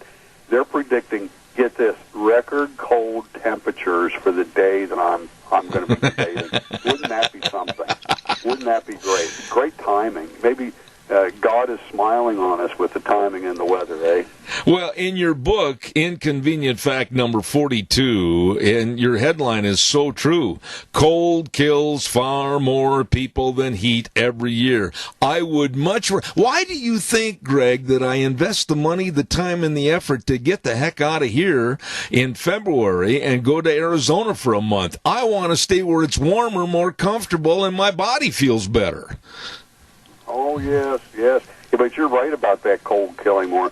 The largest study of its kind was done by Dr. Antonio Gasparini. He looked at 74 million temperature-related deaths around the world from 14 different countries, both cold and warm countries, and he found that 20 times as many people die due to cold as due to heat. Another similar study looked at both the United Kingdom and Australia. That study concluded that 15 times as many people die due to cold as due to heat. So this is just completely opposite of what we're being told. We're being told that global warming and temperature increases are going to kill millions of people around the earth. Well, you know what? It's not happening that way, and we've got the data to back it up. And I think a strong case can be made that global warming will save millions of lives. There's a page of your book, number 121, as a matter of fact, that I had highlighted quite some time ago, and it made me chuckle when I read it. And if you'll allow me, I'll just read one paragraph and let you respond. Legislation enacted to halt The rise of the seas would be no more effective today than it was almost a millennium ago when King Canute demonstrated the limits of government power to his courtiers by having his throne set up by the seashore and commanding the sea not to rise. The picture here that you've got in your book just absolutely is hilarious. Talk about that a little bit, if you would, please. Well, that's exactly right. What we're saying is, there was just a report released, or actually 4 reports recently, taking a look at these island nations that are low-lying, most in the Pacific, they're the ones that are pointed to by the climate alarmists that will be inundated, and the people will have to move, people will be killed. These studies looked at it, and one of these is called the Maldives. And the Maldives, guess what, is just in the middle of constructing 4 new airports and several hotel complexes. They don't appear to be too worried about it. And also these studies also concluded that in spite of rising sea levels, the islands continue to grow. Less than 4% of the islands they looked at were shrinking in size, which is what you would think with rising sea levels. But this is where geology and geologic processes aren't cooperating with the alarmist view of a dangerous rise in sea level. And we see actually that these islands are increasing in size. I've got to ask you, are you going to be the lone silver bullet of the Lone Ranger at Cornell University for your side, or are you going to have some help, or are you going to take them all on by yourself?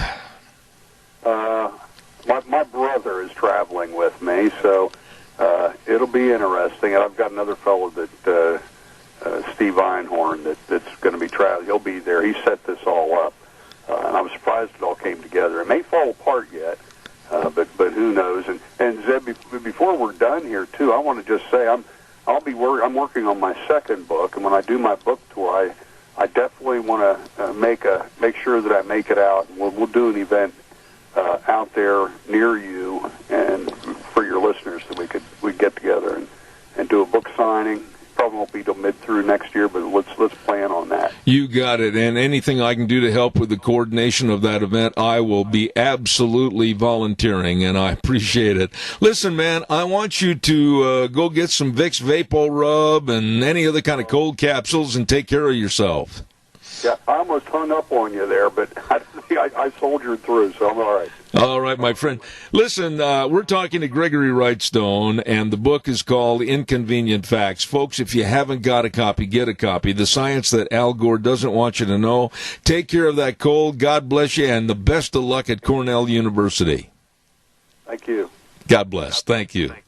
You know, folks, I got a copy of the book right here, and I've had him on my program so many times, but, really it's laid out in simple language that anybody and everybody can read and enjoy, and you'll just find out about the absolute incompetency of the left and some of these loons, even some here, that, we're going to burn up in 10 years. Global warming, climate change. Oh, please.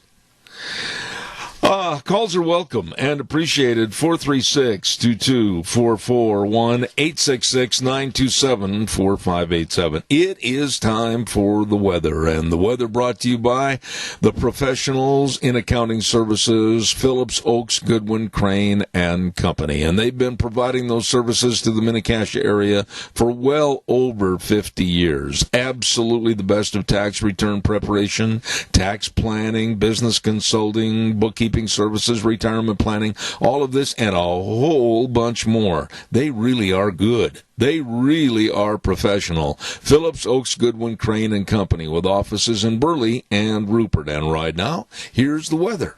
This high-pressure system is sticking around for the rest of the week, creating some fairly nice temperatures if you need to complete some yard projects.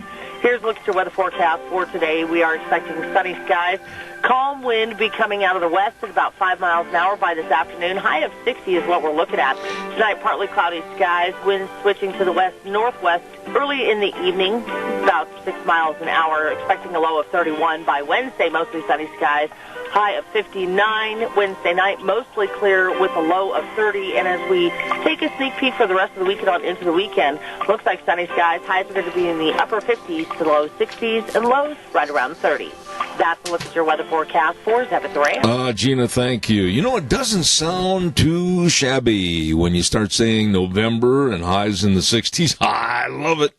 Weather forecast brought to you by Phillips Oaks, Goodwin, Crane, and Company. And again, they can help all sorts of people having a dilemma with maybe starting a business or changing it over to a partnership or corporation, or maybe you want to expand your business. You've got questions, they can help with the answers. Phillips Oaks, Goodwin, Crane, and Company, with offices in Burley and Rupert.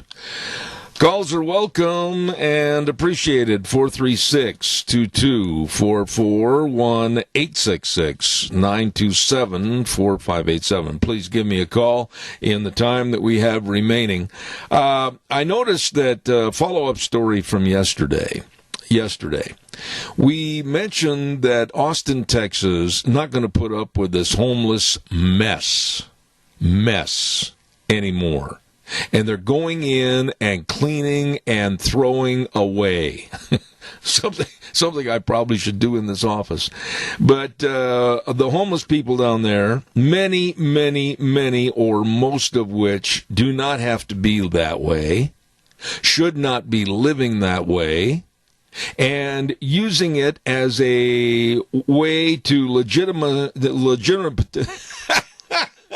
legitimatize their wanting to do nothing except take off the government and from other people. They are finding out that they are really homeless today because their tents and all their trash and all their absolute filth is being cleaned up and thrown away by the Austin city workers, and that's a good thing. I really hope that a lot of these people are going to realize, wait a minute, I might have to start acting and behaving in a manner of other American citizens and go get a job and be responsible and take care of myself instead of having a tin cup and holding it out to America and saying, feed me. Care for me, because I'm too lazy. Your thoughts, give me a call, 436-2244, 1-866-927-4587. I want to remind you, too, about our dear friends at Lee's Furniture, Floors, and More while I'm waiting for your phone call that I know is coming in. And they're having their big harvest sale right now. No money down, no interest, up to 48 months on approved credit. What are you waiting for? You better get in there today. Mattresses at prices that you just can't afford to pass up. Window coverings, 40% off. Furniture, mattresses, dining room sets, motion furniture. Oh my goodness, listen to this. Here's a love seat that was regularly $879, selling now just $499. You better stop in there. And all the flooring, my goodness, flooring up to 50% off at Lee's Furniture, Floors, and More. 459 Oberlin in Burley. Jeff and the crew, you stop in and see them today. Caller, good morning. You're on the air. Go ahead, please. Good morning, sir. My friend. Yeah, I had a family member in Portland, Oregon, who chose to live on the streets, homeless, for about 5 to 7 years. Now, this kid growing up, when he was in high school, had straight A's. He got a scholarship to Albertson College. He made a mistake, lost his scholarship, and he went to Portland, and he decided to live on the streets. And I asked him, I says, why? He says, it's a great bunch of people. I says, what do you mean, living on the street? He says, no. He says, we all watch out for each other. He says, I don't have to work. Like that guy said, we can party all the time. Yep. And he says, well, what are you going to do with your life when you get older? Well, I don't know. Right there. He was a straight A student. Right there. Stop. And let me interject something. What are you going to do with your life when you get older? And then the response was, well, I don't know. I mean, God gave us so many days to enjoy being born into this great world, and especially in this great country. And to sit back and tin cup it, begging and being nothing, is an extreme waste of the talent that God gave us. Exactly. And a friend of mine, he's not with us anymore, Bob Barris, there's a few people know him, went to a Seahawks game in Portland, or in Seattle. Seattle, there we go. We'll get it right. I didn't know the Seahawks had moved. Sometimes Seattle wish they would. But anyway, he was there, and there was a panhandler there. And his wife was sitting there with him looking in the magazine, and Bob could talk to anybody. And he started talking to this guy, and this guy made 6 figures a year panhandling. Oh, my. Yeah. He says, this is my job. He says, 6 figures a year. He says, well, we get a nice home and, all this. But he says, this is easier than working. Well, Doug, think about this, though, and I'm almost out of time, and I want you to respond to this. And Wheels, we got some feedback here. There's right there on that corner where you turn by D.L. Evans Bank to go into Walmart. Yes. There's almost always somebody sitting on that corner. It's like it's their corner of making prosperity. Tin cupping it with signs and everything else. One of these days, I'm going to have an off day with nothing to do, and I'm just going to go down there and I'm going to sit and watch these people.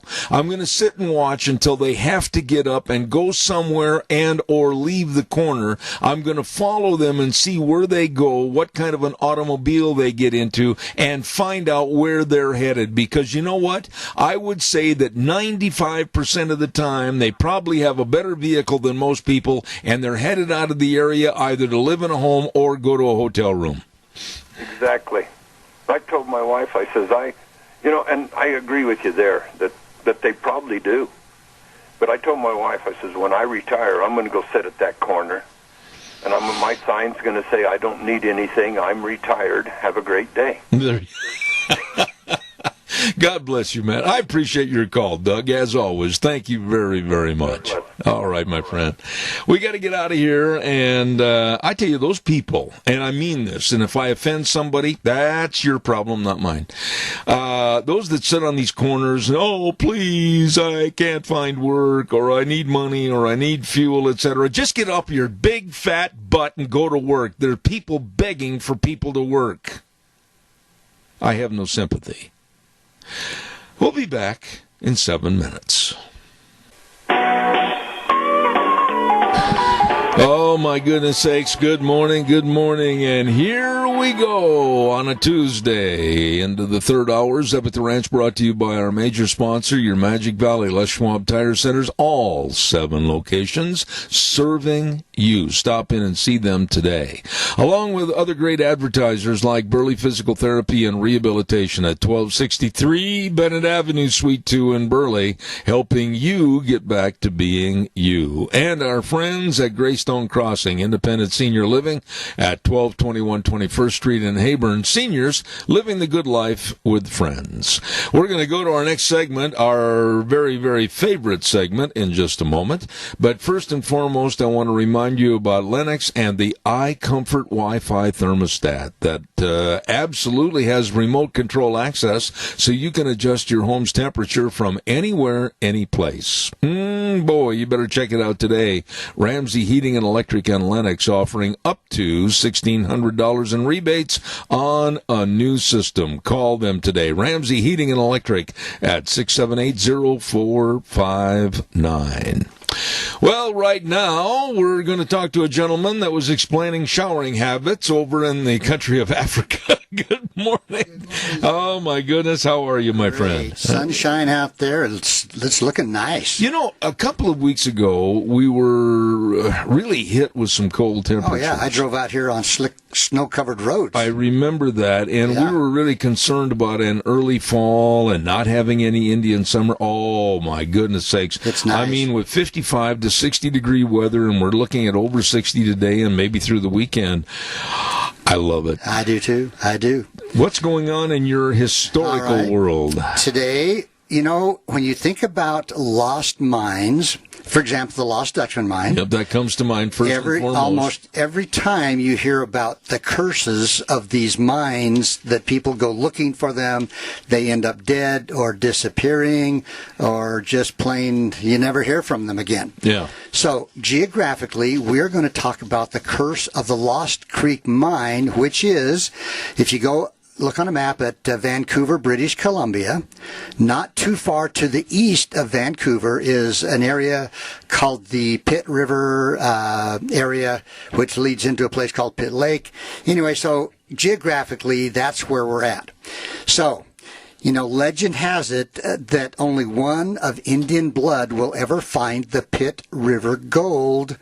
Okay, you have, if you're not an Indian, but there was a lot of people that tried to defy the taboo and the danger of going after this gold. Where was it and when was it? I mean, what time of our country was it? Let's see. Back in 18 yeah, something? late 1800s, I see. somewhere in there. Okay.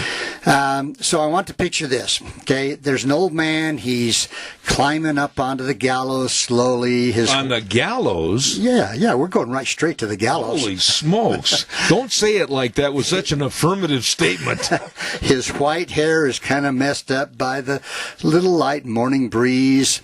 Moments later, the trap was sprung, and so died Peter Slumac. Slumac, convicted murderer and key to a supposed $100 million in gold. Holy smokes, tell me more. I'm going to.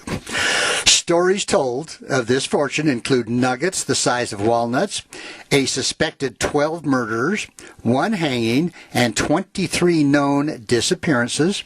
The legend has grown so over the years that it is, as usual, difficult to distinguish truth from fiction. Okay, well, let's start at the basics. Was there a guy like this? What was his name again? It's Peter Slumac. Slumac. So I'll tell you the stuff that we know. Oh, okay. And then the rest you're just going to have to fill in. Oh, okay. So this is what we know. Peter Slumac was a Salish Indian, and I hope I'm saying that right. I don't think so. Salish Indian discovered a vast hoard of incredibly rich ore somewhere in what they call the Pitt River country of British Columbia. Now, since then, 5 others have known the secret and all died in some pretty tragic situations. They knew where the mine was. Yeah. But they all died. And they died. Now, the mine is thought to be about 20 miles north of what they call the Pitt River, which leads into Pitt Lake. And here is some of the roughest country on the continent. High altitudes, sub-zero temperatures, icy crevices, blizzards, glaciers. And these are just a few of the obstacles. Those are the good travel points. That's the good place. These are just a few of the obstacles to be encountered. And Pitt Lake is situated between the head of what they call Howe Sound and the north end of Harrison Lake. So again, up there near Vancouver, Washington. Okay, I got a question, but I'll save it. Okay, so it's only 45 miles away from Vancouver. Okay, gotcha. So not that far. Yeah. Now, Slumac first appeared with his newfound wealth in the town of New Westminster, and there followed a spending, drinking party to, just really going at it. And like your fraternity house in college. I never had one. Oh. Anyway, later he would show up in town, and suddenly he would come back into town, his pockets full of gold nuggets. All right? Really? Yeah, gold nuggets. And it says that he would drop his nuggets on the bar as others, almost like somebody else would drop silver coins. He just dropped these gold nuggets on there. How did he know how much they were worth? I don't know. I think the bartender probably helped him on that. Bartenders are good at that. Yeah. Anyway, so when his immediate supply exhausted, he would melt into the wilds until the next time he appeared, once again, pockets full of gold. Oh, my. Now, there was a deadly series of coincidences that seemed to plague Slumac. Oh. Okay?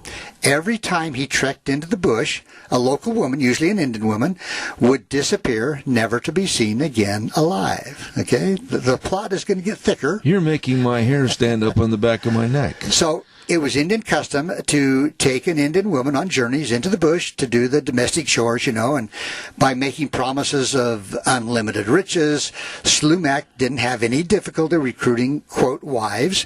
And then on the return trip, he was afraid they would reveal the location of his mine, and it's believed that he murdered them to make sure that they were silent. Now, the police suspected that he killed no less than 9, but they couldn't prove anything. Wouldn't they have a clue to follow this guy, maybe after 1 or 2? You would think. Now, on one of his frequent trips to town, the body of a gal by the name of Susan Jesner, who was an attractive Indian gal, Salish Indian, and she was retrieved from the river. Oh, my. And in her clothing were pieces of raw gold. Now, the police questioned Slumac, and he admitted that Susan had accompanied him on his last trip. He sorrowfully told of how she had, quote, accidentally fallen from their raft and drowned. Oh, yeah. It was an accident. Well, yeah, it is an accident when Sure. you got a 25-pound weight around your neck or something. Well, he hadn't thought it warranted reporting to the police. She had drowned and, okay. He didn't report it? No. So the authorities, they were suspicious, but they couldn't do anything. Okay, there was no proof.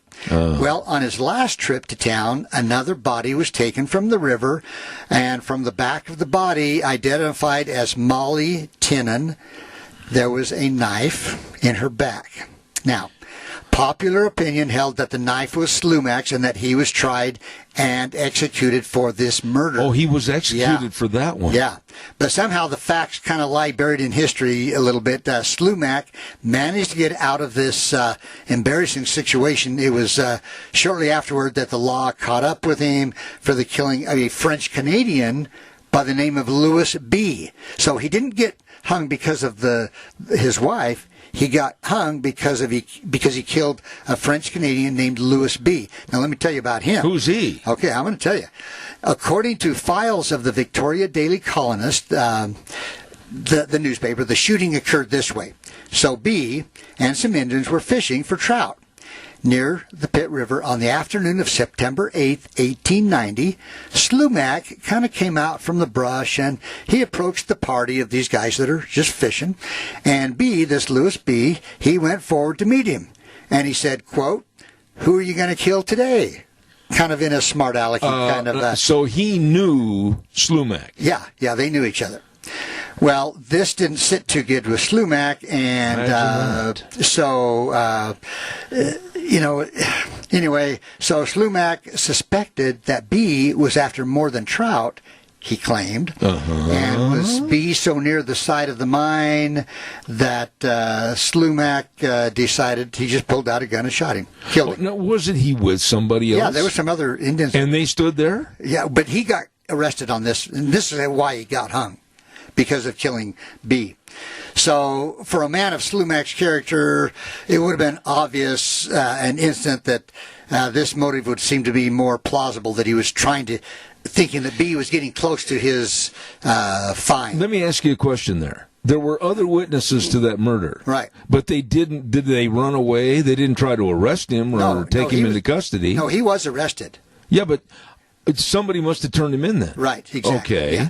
So his luck had run out. There was no escape. At 8 o'clock on the morning of January 16th, 1891, he paid with his life for murdering B. That's when he got hung. Okay. Now, prior to his execution, there were a lot of attempts were made to get out from him where the gold's location was. Well, the doomed man would confide only in his son, who incidentally could hardly wait for the clang of the gallows so that he could rush right out to the precious metal.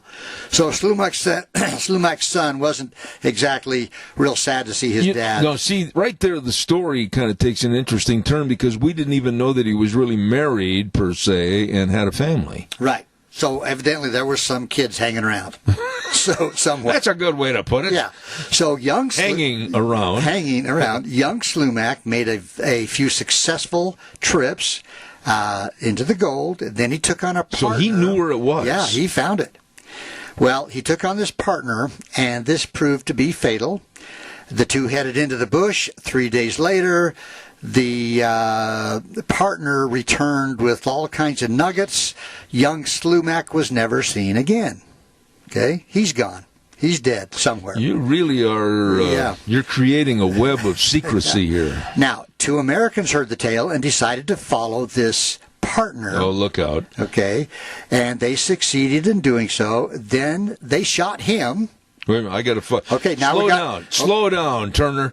Okay, they, being the two Americans. Two Americans shot the guy that had killed the Young Slumac boy. Yes. Okay, I'm with you. Are you with me now? Okay.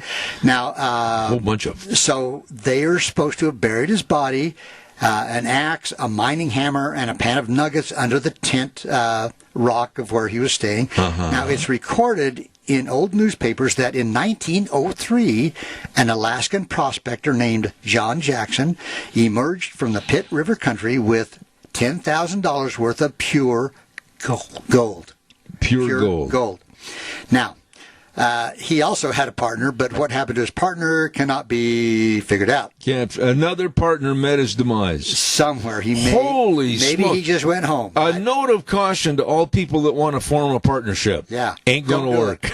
Okay, so this Jackson guy, whose partner somehow disappeared, traveled to his home in San Francisco where he deposited $10,000 of gold in the local branch of the Bank of British North America and learned that it was to cost him his life. Okay. Boy. Now another guy. Now this is a little different, though. Okay. Doctors told him he was dying. The ordeal he had suffered had broken him. He had bad health, so he was going downhill really fast. Now, here again, the legend kind of gets a little fuzzy. It's said that Jackson, with death looking over his shoulder, made 2 maps. He gave one to a nurse who was with him in his final hours, and one to a friend named Shotwell in Seattle. Now, with Shotwell's went a letter of instructions. According to the Indians, neither he nor the nurse nor Shotwell attempted to find the gold, but they sold their maps, each of them for $500 apiece, to some other people. Really? Okay, now, so there was a landslide reaction that followed. Prospectors, supposedly, you know how they always think they have the inside track to how to find the gold. They packed in that whole area trying to find this gold. Well, this precipitated the known disappearances of 23 men. 23 people? Yeah, that went in. Disappeared. And never came Trying out. to find the mine. Right. Now, many others are likely to have gone in the bush unreported and also never returned. But think about this. As I mentioned earlier, starvation, freezing temperatures, and inexperience. A lot of these guys, they didn't know how to handle themselves out in the wild. So they just went into an area. Yeah, it was rough. And tried to find a mine. Right. Yeah. Well, periodically strangers would turn up in town with a map, and 2 maps supposedly to lead to the gold ore in existence in Vancouver today, but the Lost Creek mine remains unclaimed, still not found. Today. Yeah. Now, one of the most colorful of the characters to succumb to the gold bug was a guy named A.R., quote, Volcanic Brown. That was his nickname. For some Volcanic. For some reason, I just want to leave that alone. Yeah. Okay. He was known to have made 4 trips to the headwaters of the Pitt River between the years 1932 and 1938. So That's when you were born. Not quite. Zeb. On the 3rd trip out, his toes were frozen, and to prevent gangrene from setting in, he cut them off with his pocket knife. Oh. So that was, now when you want to talk about tough guys, Volcanic Brown. One little piggy went to town. And only 4 came home. But, here's the thing, Zeb. He always brought out gold, but he never filed a claim. Now, the 4th trip was his last. He was added to the list. He didn't have any toes. He didn't, and he ended up missing. Well, a search party sent in after him, came upon the remains of his camp, and buried under the snow were his few effects, including a shotgun, a small jar with a little bit of gold on it. But of Volcanic himself, there was nothing. So Slumac's curse had claimed another guy. How many people is this so far? I don't know, about around 30 or so, or more. Now, today, the search goes on. Even today? Yeah, it's still out there. And they think they know the general area. Right. Yeah. Now, a newspaperman in Westminster, his name was McClellan. He was a city editor of the paper called the British Columbia. And he says the site of the mine was shown him by a friend. Now, get this, Zeb. A friend of his, Wally Lund, who had the location revealed to him in a dream. I'd be a little concerned skeptical as to whether or not I should follow that. Yeah. Well, the common belief is that the gold is about 20 miles to the north of the Pitt River. Now, this Mr. McClellan feels that B, the guy that Slumac shot originally, Don't go back and try to retrace all this. was killed because he was too close to the secret. Well, the side of the supposed mine is a cavern. The area is swampy. The cavern supposedly is on top of a 400-foot rock named Sheridan Hill. They've narrowed it down, they think. But again, this is just hearsay. Hasn't anybody today really organized a search party? I don't think so. It's rough country. But it's believed to have been this cavern, like it must have been bored out by volcanic activity or whatever. So it was some kind of a cave type thing. That now here's another thing they think that Slumac, the Indian, had the guy that got hung. Right. Okay. He had to have help in getting the gold out because it was kind of down into a cavern or a tunnel or a cave. So he would take these wives and he would lower them down into where the gold was. Oh, really? And they would bring it back up. Oh, and so maybe that's where he buried them. Well, who knows? Yeah. But evidently the women never made it out. And again, that's just conjecture. But so now at this moment... how would you like to be a wife at the bottom of that great big pit, and you got to use a rope to haul it up with a bucket, and you go, honey, pull it away. Honey! Where did you go? Okay, so now this comes from True West magazine, 1963. Yeah. So here's what it says at the end of the story. It says, at this moment, at least 2 men are actively seeking the mine. The promise of $100 million will lure more adventurers into the Pitt River Mountains. It is Indian legend that only he of Indian blood will claim Slumac's gold, but regardless of race, people will try to find it. Didn't everybody ever think about maybe not 2 going in, but maybe take about 8 or 10 so you got somebody to watch your back? Come on. But then again, you got to split that up with more guys, Zeb. Well, splitting up a fortune is a lot better than staying with the fortune. And being dead.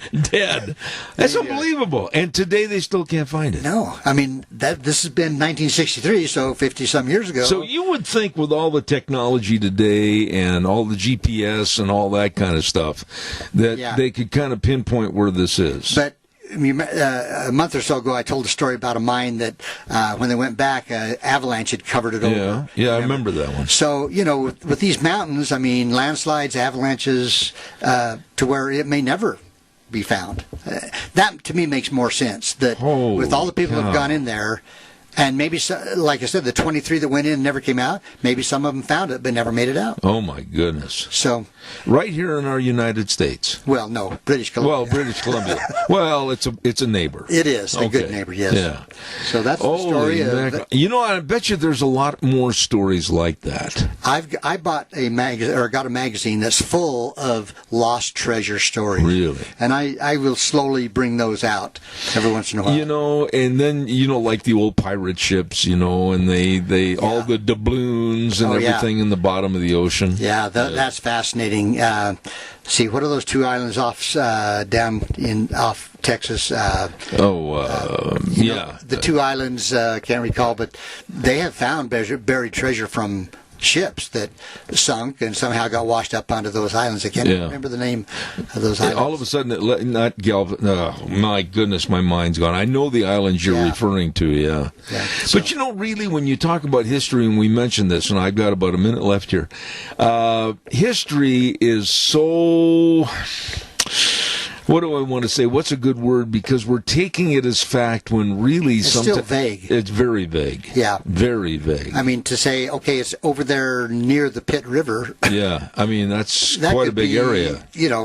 20, 30 miles in a circle around that. Yeah. That's a lot of territory. When we had, what was the gentleman's name from back in Missouri? We talked about the Little Bighorn.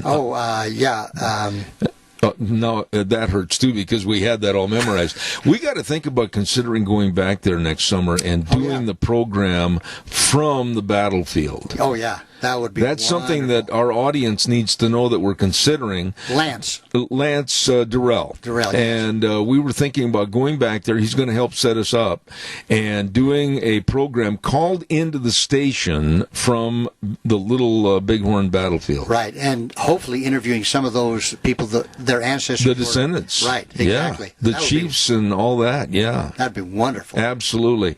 It's quite a deal. I guess it's quite a gathering. Yeah. And he said he might could get us some horses, so I'm going to take my saddle. Absolutely, it's going to be, I think, one of the most interesting things.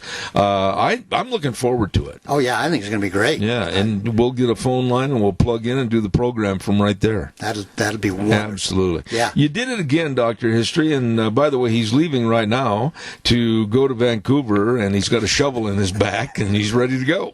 So goodbye. Yeah, see you later, buddy. Thank you, Dr. History. Absolutely our favorite segment. We appreciate it. By the way, I want to remind you, too, about some really good people that have started what they call Greystone Crossing, independent senior living on Alfresco Road, 21st Street, just a mile east of Walmart. It is a beautiful place. Beautiful place. I know because I've been in it, took the tour. My goodness, beautiful rooms and housekeeping provided for those rooms. Local transportation, 3 meals a day. Seniors really pay attention to this. You need to go by, you need to have a visit, and you need to think about residing there. Greystone Crossing, independent senior living. Call the number, ask for a tour, 650-4979. I'll repeat it, 650-4979. Seniors living the good life with friends at Greystone Crossing, independent senior living. Right now, we're going to send this over to our main studios. We'll be back in about 3 minutes. And now, back to Zeb at the Ranch on AM 1230 KBAR. To reach Zeb, call 436-2244 or toll free 1-866-927-4587. And now, here is Zeb Bell. Good morning, as we run into the last half hour of our segments on Zeb at the Ranch for this morning. And before we go any further, I quickly also want to remind you again about Lennox. Absolutely.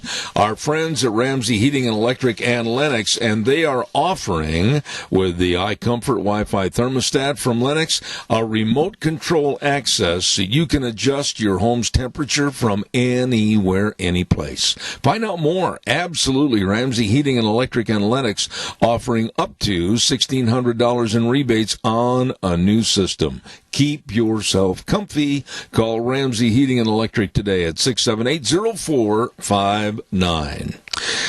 Right now, we're going to go back over to the main studio, and hopefully their microphones and everything are going to be at levels I can hear. And we say good morning to Sharon Wilmot. Lonnie Anderson, how are you?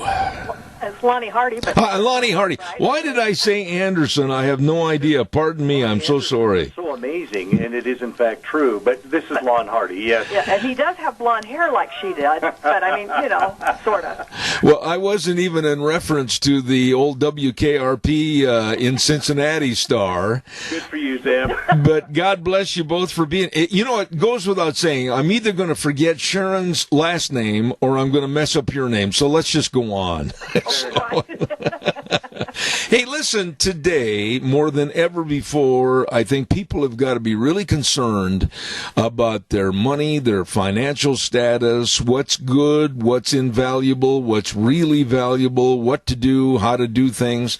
And you folks are connected with 7K Metals and some absolutely innovative ideas. And I think to start off the conversation this morning and find out more, what is 7K? Explain that to us.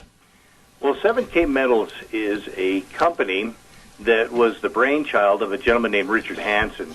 Literally had gone out shopping one day with his wife and, was thinking about his treasure hoard. He was actually collecting gold for a number of years and was at a large convenience store with a membership program attached to it and walked in and he said, "Hey, I'd like to buy some gold." And the lady says, we don't have any.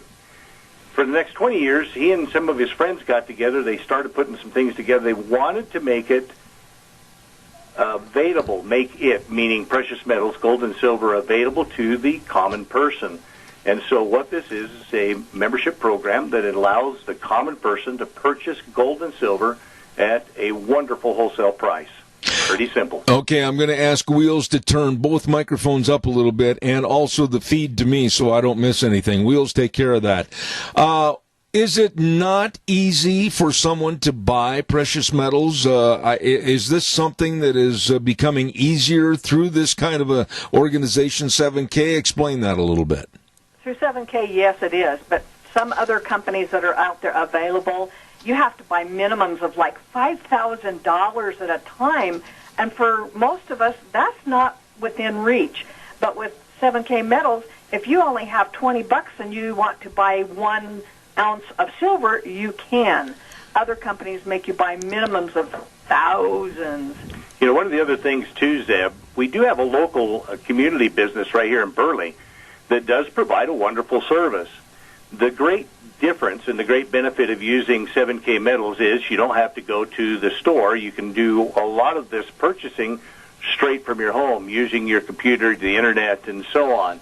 And we certainly want to talk about our good friend over at CNH. He's a great guy. They've got a great business going over there. A lot of people just don't want to go out and do it that way. They'd rather do it from the comfort of their home. And it's fun to have a package come in the mail besides. Absolutely. Now, Lonnie and Sharon, let's talk about this. I mean, somebody out in the audience might be sitting there going, well, precious metals, well, I can't afford to get involved in that, or how risky is it, or shouldn't I be putting my money into other things that are going to generate some interest and income for me? Go in that area and explain it for us. Well, your stocks and bonds are always available, but the problem with them is they're in somebody else's pocket. It's a piece of paper that says you could, maybe have, and it's very volatile. And it takes a while to get it. There's penalties if you request it early. Agreed. And, you know, the question you asked, Zeb, is, you know, should I do stocks and bonds? Should I do a savings account? Should I do a 401? Should I do precious metals? Should I do insurance? All of those answers, the answer to all those questions is an emphatic yes. You know, both Sharon and I have had an opportunity to do 401s. We both lost significant amounts of money. Don't know whether that was a management issue or the very simple fact of the stock market. But we also just reached out and we decided that we wanted to do something significantly different. Sharon alluded to the fact that if you ask for money from your stocks, as an example, it could take days, 6, 7, 10, 17 days, whatever it is. With this particular product, precious metals, you literally have it in your hand. You carry it with you wherever you want. You put it in your safe. You can get out and count it anytime you want. It is yours. It belongs to you. Lonnie and Sharon, what about the value of these pieces of silver? I mean, are they looking at a purchase price that's always accruing in some increased interest value? Is the market showing great strength? Tell us a little bit about that. Yes and no. Most of the time it's going to be increasing. For instance, silver since January has increased $4 an ounce. Gold has increased several $100s an ounce. And a lot of it just depends on the market. It will most likely stay steady and stay firm, but there will always be value. Whereas paper, there's a possibility the value to it could be starting your fire to keep your hands warm. The other part of that, too, you wonder, well, what does $4 mean when it comes to silver? Most people are really aware of what gold is, so a couple $100, okay, that's something really interesting. Silver's ask price today, we can pretty much purchase silver for a little bit over $18 an ounce. So what Sharon is suggesting is in January, February, March, that amount or that value was actually at $14. So if you buy 100 ounces of silver, it's $1,400, and now you have the increase associated with that. Oh, my goodness, now it's an $1,800 bump. That becomes incredibly significant. We believe, and certainly Sharon and I are not any kind of prognosticators of the future, but we believe that we will see a significant increase in the value of silver. Remember, it has to be, there's a ratio associated with the cost of silver and the cost of gold, and currently silver is way out of balance with what gold is. There will be a correction, and it will occur, we believe, relatively soon, and gosh, the increase will be significant. A lot of people just don't understand how to get involved. I mean, it's relatively easy to call a stockbroker and say, gee, I've got $1,000. I'll stick it in the investment of stock portfolio. Can you help me? When you talk about precious metals like gold and silver, people don't know what to do, how to get started. Explain that. Okay, well, there's two options. Once again, we have our friends over at C&H, and those guys are terrific. They have a great little program of instruction and so on. So what we're talking about are the folks that don't want to go to the box store. Perfectly fine either way. What we do is we teach through a buyer certification program the reasons to purchase silver and gold. You're then able, once you're set up in the program, it's a membership program, it's terrific. And you are then able to reach out using your browser, select what you'd like to purchase, and that comes to your home on a regular basis. We conduct training on a weekly basis because it's relevant and important to understand the vagaries of the market, why we're competing with the Federal Reserve and all those other things. So we teach what metals to buy, who you should trust, where to buy, and so on. Lonnie and Sharon, what if somebody says, we'll take that call in just a minute. Caller, don't go away. What if somebody says, okay, I want to invest, I want to get into the silver market, I want to do this, but then all of a sudden down the road, let's say a year time, they want to basically diminish their supply and sell out. What do they do? There's options with that available also. If you purchase the coins through 7K Metals, they will also buy it back at spot price. Plus a little bit. Mm-hmm. And maybe, depending on the coin, they may give you a little bit more from that. Or you can take it to a local broker and you can sell it there. Or if you need to, and you've hired somebody to provide services for you, whether it be your groundskeeper, whether it be some repairs on your house or on your car, ask them if they'll accept silver or gold in exchange. Majority of these people will for part of the bill. Okay. So there are options out there. We have a caller with a question. Caller, please, you're on the air. Go ahead. Yeah, so if you're buying gold today, how much would it cost you? It depends on what you want on it. If it's minted, the designs on those can determine the price.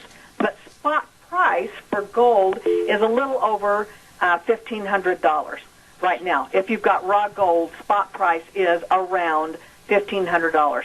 The minted coins have more intrinsic value because of the design that's been placed on that, the quality of that, and whether there's blemishes, if there's errors on it. There's all kinds of factors that go into that. A lot of our collector coins are what we call MS-70s.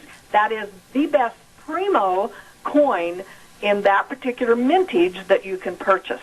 And a grading goes down from there. So it depends on the quality of your coin. Now, the other part of your question, just to answer it, so what I've done is I've gone to the actual website, and I can look at some different things here for you and give you an idea of what gold is. So you're asking what our member direct pricing is for an ounce of gold. And it doesn't matter whether you buy 1 ounce or if you buy 100 ounces. It is what it is. So currently, using an MS-64 as an example, it's an MS-64 graded coin. It's $1,913.59. Now, once I get down into the gold bullion, we're going to have a different price again. Now, this is all gold. Yep, this is all gold. So let me see if I can scroll down here and find this for you. So an ounce of gold, this is a 50 peso Mexican gold coin. Quite popular, actually.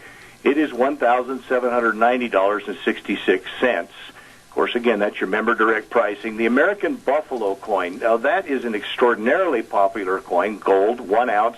It's a common date coin, $1,513.21. Let's see and here. Those are all gold coins. Right. Silver coins, obviously, are a different price. And most of us, what we call common folk, our budgets handle the price of silver better than it does the price of gold. But go ahead. No, I was just going to say, but to go along with that comment you just made, Sharon, silver is really increasing in not only its value, but its interest from the American public, right? Oh, absolutely, yeah. Yeah, because it is more available. It is more of a price that we can afford, and I think that's what's becoming the draw for the silver. because gold just always seems out of reach. Right, except if you do a 1/10 coin as an example, Zeb and caller, an American Gold Eagle 1/10 ounce that's dated 2019 is valued at $165.78. So for us common folk, like me and Sharon, that would be the way to go, would be a 10th ounce coin or 10 ounces of silver, whichever you choose. Let me ask, Wheels, do we have another call waiting? I need to know, please. Yes, sir, we do. We do. We'll take that call. After this call and response, I've got to do a weather forecast, as Sharon's very understanding, I'm sure. They're looking at the clock and thinking, Yeah, absolutely. But we'll take this caller first. Go ahead, caller. You're on the air, please. I've got two quick questions. I'm going to put them out there, and then I'm going to hang up and listen. First is, do you sell circulated silver coins? And the second question, with all the manipulation that goes on in the markets, both silver and gold, as far as there being paper, silver, and gold, isn't it a bit risky to risk capital that some people may not be able to place at that type of risk where the market can be so volatile at times? Thanks. Yeah, the answer to the question is an emphatic yes. I mean, it is. There's risk involved in everything that we do. There's risk involved in whether we have a job tomorrow, and I don't want to be so basic as that. The answer to your question is there a difference between the certificates, meaning paper, and the valuation of a gold or a silver coin associated with it? We feel strongly that there's a difference. The reason is if I have a certificate that says that I own 100 ounces of gold or 1,000 ounces of silver, and then one day I want that, and because the balloon has gone up, stuff has hit the fan, whatever it is, the deal is that I may or may not be able to get that property into my hand. So that's number one. That's why we believe strongly in having the actual coin in our hand. The second part of that is there volatility there? Is it worth having the risk of spending money, capital, and having that put aside? Yes. However, we've often been counseled by economists, financial people, religious folks. It doesn't really matter. At the end of the day, we're told to be thoughtful, to have something set aside just in case something happens down the road. If we have an insurance policy, an insurance plan, we're spending money on something that protects us and provides for us in an emergency situation, and that literally is what this is as well. Absolutely. The advantage to having the coin in your hand is that if you need to spend it, if you need to pay for something, you have it there. You don't have to say, you know what, let me contact XYZ out here and hope that they have the backing to pay for that certificate that I'm making a call on. The other problem with the certificates are, did they oversell those certificates? Correct. And oftentimes that's exactly what happens. They may sell 140 of them, and they only had 100 of them available. And if you're 101 on that line waiting for it, yours is gone. I'm going to have to jump in here and get a weather forecast, and then I've got quite a few questions I want you to respond to again. And we have Lon Hardy and Sharon Wilmot on the phone with us, and we're going to have more in just a moment. Right now, I want to talk about a great place to eat. I am so hungry at this time of the day, and then I get to thinking about where am I going to go for lunch, or maybe where I'm going to take Deanne in the evening. And you've got to think of this, Edith's Cafe. And when I say that, it's absolutely delicious. 144 East Highway 81 in Burley, and along with the daily menu, I mean, whether you want a cheeseburger, a steak, sandwich, and salad, or whatever you want, don't forget they've got dinner specials every night. I mean, ribeye steaks, pulled pork sandwiches, knock your boots off, delicious. Tri-tip, I mean, barbecue ribs, all of this and more. Great people serving you at Edith's Cafe. Put it on your list of must-do today. Stop into Edith's Cafe at 144 East Highway 81 in Burley. They're waiting to serve you. Right now, it's time for our weather quickly, brought to you by Scarrows Meats, 331 North Road, Jerome, with Don and the crew. And don't forget, for all the delicious meats, go to their website, scarrowsmeats.com. I mean, whether we're talking about marinated pork ribs or tri-tips, or whether it's buckboard bacon or all the different bacon, sausages, bratwurst, it's all delicious. From Scarrows Meats in Jerome, 324-7657. Here's Gina with the weather. This high-pressure system is sticking around for the rest of the week, creating some fairly nice temperatures if you need to complete some yard projects. Here's a look at your weather forecast for today. We are expecting sunny skies. Calm wind be coming out of the west at about 5 miles an hour by this afternoon. High of 60 is what we're looking at. Tonight, partly cloudy skies. Wind switching to the west-northwest early in the evening, about 6 miles an hour. Expecting a low of 31 by Wednesday. Mostly sunny skies. High of 59. Wednesday night, mostly clear with a low of 30. And as we take a sneak peek for the rest of the weekend on into the weekend, looks like sunny skies. Highs are going to be in the upper 50s to low 60s, and lows right around 30. That's a look at your weather forecast for Zebeth Duran. Thank you, Gina. And the weather brought to everybody by Scarrows Meats, 331 North Road, Jerome, 324-7657. They are changing the way we eat, one delicious bite at a time. Sharon Wilmot and Lon Hardy on the phone with us talking about 7K metals. I've got a couple of statements, and I want you to add to it. I said the other night when we were talking about this that basically that by getting involved in this with a silver program, you're creating your own bank. How would you respond to that? Oh, absolutely. And it's kind of nice to know that you can sit there and be the king in your court counting your own little coins there as they plop into your hand. And you're investing in you. And that's what's important. And I think people forget they need to do that. The other cool thing about that, Zeb, is we have to ask ourselves, why is it that the actual banks out there are purchasing so much precious metals? We ought to be the same as them. We ought to follow success. Success follows success. Exactly. Lonnie and Sharon, is this a good hedge against inflation by getting involved in this and having a membership? Yes, it certainly is, primarily because gold and silver has proven over the years that it will never lose all of its value. Certainly there are the vagaries of the market, the vagaries of supply, and all of the other things that go with that. That is certainly going to occur. What we're finding, though, is that food at home has increased 43%, or college tuitions have gone up 151%, and so on. But let's give you a really good example, Zeb. In 1965, an ounce of silver could buy a gallon of milk. Well, so could $1. So you take $1 to the store, you could buy a gallon of milk with our common currency. Today, in 2019, it costs you a whole lot more for a gallon of milk. In fact, that same ounce of silver can purchase 5.1 gallons or 5 gallons of milk. Well, anybody out there, a house person that goes out to pick up milk knows how much that's going to be, $20 for 5 gallons of milk, a 410% increase. While the dollar is sunk, precious metals have continued to hold value or increase in value. Mm-hmm. Now, let me ask you this, and this is a question I had from the other evening, and I forgot to ask it. I would imagine that people, when they get involved in this and they have their silver purchases, storage is a key factor and security is an issue. Would you explain that a little bit? Absolutely. And one of the things, people have said, well, I'm just going to put mine in the bank. You know, that's okay, but don't put everything in the bank. That's like putting all your eggs in one basket. Because if the bank were to close, and this is worst case scenario, whatever's in that bank belongs to that bank. You no longer have access.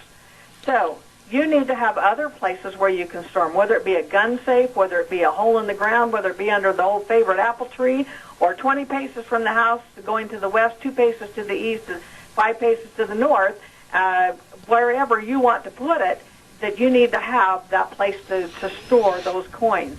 But you need to have access to them. That's another disadvantage with having them at a bank. Would you have access if you needed it today? If you couldn't get to the bank today? No, you wouldn't have that. Lonnie, do you have a comment on that? No, I have to fully concur. I keep mine in a very lovely box. It goes inside the safe, and it's terrific. That's the best place for me. Let me ask you this. We've only got a couple of minutes left, and I really want you to tell the audience about getting involved, doing something like this, and going back to use the words, create your own bank. Give us a real quick synopsis of what we've talked about this morning and how people can get involved. Number one for me is emergency preparedness. And you and I have talked about emergency preparedness for years, and that has been a huge thing in my life. We need to diversify. I don't want to use my food storage to barter with. And so this is why I want the silver, and for me, it's not so much the gold, but the silver, so that I have something that is barterable. And or I can also give this to my kids as Christmas gifts and birthday gifts, and as an inheritance when I'm gone. There's no tax on coins.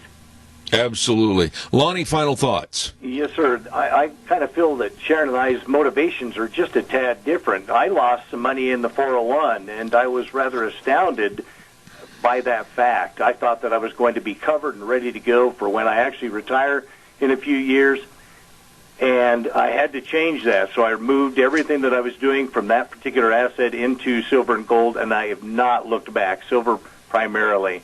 Not looked back. I've enjoyed a reasonable increase. In fact, it's been better than my 401, which lost money. But to add to that, the last thought is I want to provide my family with a real treasure. I've had a great life. I have a wonderful name. I think that I can be very proud of myself and the things that we've done throughout our lives. The end of the day, though, when I'm ready to pass, I can pull out this big dadgum box and set it on the table and say, here you go, kids, an untaxable, untraceable inheritance. Absolutely. And I think that's a good thing. Real quick, I need you to share telephone numbers or ways that people can get answers to their questions by calling you. 208-430-3259. Or 208-312-8699. And make sure you say you heard this on Zeb at the Ranch Radio. That's important. All right. Well, I tell you what, I really want to thank you for taking the time to come on the program this morning and kind of kicking things off with a great idea about creating your own bank with silver, and God bless both of you for being on the program. Thank you. Thanks, Deb. Thank you. Take care. We're almost out of time, and I want to quickly remind you about our Magic Valley Les Schwab Tire Centers, all 7 locations, serving you with the best of tires and, of course, all the other amenities like the best in brake service, front-end alignment, shocks and struts, batteries, and so much more. Please stop in and see any one of the 7 locations today. They've got all your tires, all the sizes, all the tread designs for all your vehicles and trailers, everything for your safe driving. They really care. And the service absolutely is impeccable. Stop in today and see Lane and Rupert, Dave on Blue Lakes and Twin, Mike and Buell, Mike and Jerome, the Twist family and Paul, Daniel on Poline in Twin Falls, and Trent on Overland and Burley, your Magic Valley Les Schwab Tire Centers. Caller, I'm only going to give you 30 seconds, and I got to cut you off real fast. Go. Well, what they're talking about is a very good idea, but you could also stand at the Nationals game holding 2 Bud Lights in either hand and get hit in the chest by a baseball. You know what he got paid? $8 million. Okay. Take my preferred beverages and stand somewhere.